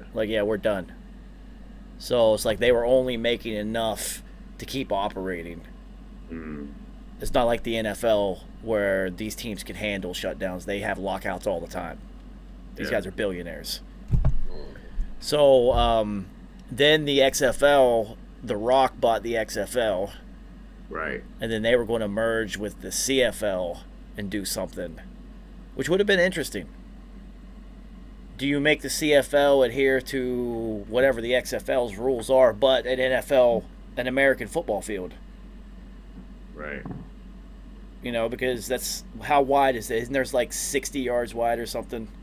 Well, I mean, yeah, the end zone is crazy. The end zones are 20 yards and it's wider. Yeah, it's wider, yeah. And there's only 3 downs. 3 downs, yeah. And you can have motion moving forward at full speed, which is crazy. Yeah. 12 men, too. Yep. Yeah. Yeah, it's an extra man to account for the extra yardage, the width of the field. Yeah, so that's what I'm saying. Do you make the Canadian League adhere to 4 downs, 100 yards, 53 yards wide, 10-yard end zones, or? I would have to say you have to keep it different. It has to be like what the ABA was, because the novelty was different. There's been no other successful league to go against the NFL, though. You can't. It only lasts a couple. The leagues that we have established for our sports, MLB, NBA, NFL, any other league. The only other league that's done fairly all right is Ice Cube's 3-on-3, because it doesn't compete. You know what I mean? it would have to be an off season, Now, and see, you would have to really put out a good product. they would have to do. I think the NFL Europe was just way too ahead of its time Yeah, because the NFL does not have a feeder system. right. And they need a feeder system not only for players to develop, but for fucking referees to develop too, because the referees are Absolutely, especially referees. Yes, horrendous. So and these coaches too. Yeah, the coaches too. So they need to go back to having like a farm system, which they don't have anymore. right. And it worked for a few players for the few years that it worked, Absolutely. and some coaches. Adam Vinatieri played in the NFL Europe. Yeah, You know, so it did work. So they don't have that anymore. It's college football, but you know, college athletes get a shot in the NFL, and if it doesn't work out, that's it. They're selling insurance yeah. because there's a whole new crop of younger guys to come in to get shots the next time. Maybe it takes a few years to develop, and then all of a sudden you get it, or you physically develop. Kurt Warner. Exactly. So they need that again. So they need it. They need it. There's a lot of players that need to develop. I don't know if you would have to do it like spring football, though. It can't be at the same It time. has to be off season. That's what I'm saying. It has to be off season, so it has to be spring. It has to But because I mean, there's like basketball going on, and there's hockey going on. So how much could you drum up? And then if you try to do summer, now you got training camps happening. So and you know some of these guys are going to want to be in those training camps. So it has to be spring. You just have to figure it out. It just has to be a good enough product. It can't be a long season. We talking about maybe 8 weeks. And it's just every single time that they try the product itself, like the fan interest is there until they see them play, and it's just like That's what I'm saying. You gotta put out a good product because the product sucks, and people are gonna be like, you can't even catch me on the off season. yeah, It's gone. yeah, I got other shit to do. This is Ugh. yeah, interesting. I think if they have it over in Europe, it would be more successful. Yeah. Because now you got people learning about the game. It's new. It's like, I mean, even though it's not new, it is still new. But okay, we're gonna really try. And you also can now expose yourself to that talent pool at a much broader level. Mm-hmm. As the game develops, it won't be collegiately over there because their college system is way different. It would be on I don't know. I think Germany has high school football. I think football is like fully a thing in Germany, which is why the NFL wants to go there next. I believe in parts of Asia too, because I know Ricky Williams. They do have professional. They also have professional football leagues there, but it's just like, it's football. So it is expanding, Yeah. I don't know if the NFL is that excited to go to Japan. Right. But, Germany makes sense because, like we said, in the old NFL Europe, half of the teams were in Germany. So, yeah. Oh, yeah. It's going to happen. I don't know where Canada, they should put a team in Canada. It makes sense. Good. Yeah. Not especially since the CFL isn't there anymore. Yeah. So I don't know what teams are not successful in their markets right now. I mean, the Chargers should go to Mexico. That makes sense. Jacksonville's going to go to London, though, so they're not going to go to Canada. Who else was itching to move? Somebody was itching to move. One of these teams. Yeah, there's always some team that wants to move for some reason. Yeah. So it makes sense. Canada. I don't know which end of Canada you would be in, the West Coast or the East Coast. Probably the East Coast. There's more cities on the East Coast. There's like Vancouver on the West Coast, and then like I was just thinking about Vancouver. That's the only one. That's the only one you really want. The NBA team there didn't even really work out. It ended up moving down to Memphis. Right. So we're looking at what, Toronto? so they can have a basketball team and a football team? Probably. Maybe. I don't know which CFL team was the most successful. Like, which team is the biggest up there? Toronto Argonauts. Yeah, so probably there. That would make sense. I don't know why the NFL isn't pushing up there. Yeah. They're probably like, yeah, whatever, fuck them. They all watch us anyway. You have the Montreal Alouettes. Yeah, so I imagine if you really like football in Canada, that you watch the NFL already anyway. Yeah. You know, makes sense. Yeah, bad football this week, man. This sucks. Mm. This is like the first Sunday that I'm not really looking forward to. I mean, I am because it's football. There's 2 good games at one, but after that, man. It'll probably be more of a work day for me. Yeah, it sounds like I will have things on mute and be working on other things. That makes a lot of sense. All right, homies. Roger Harper, it's good to see you. Yes, sir. Thank you. I'll be back. I'll see you again for sure. Well, like I said, we moved back to starting at 9 to accommodate not only Kerry but also you, and then possibly Nice. I don't know. I don't know. I don't think we're going to hear from him for a while. Yeah. He's just a no-show, huh? I mean, I literally have not heard from him since week 1. Oh, since I was there, huh? Yeah. Damn. That's a bad deal. Yeah, week 1 was bad for Zach Morris.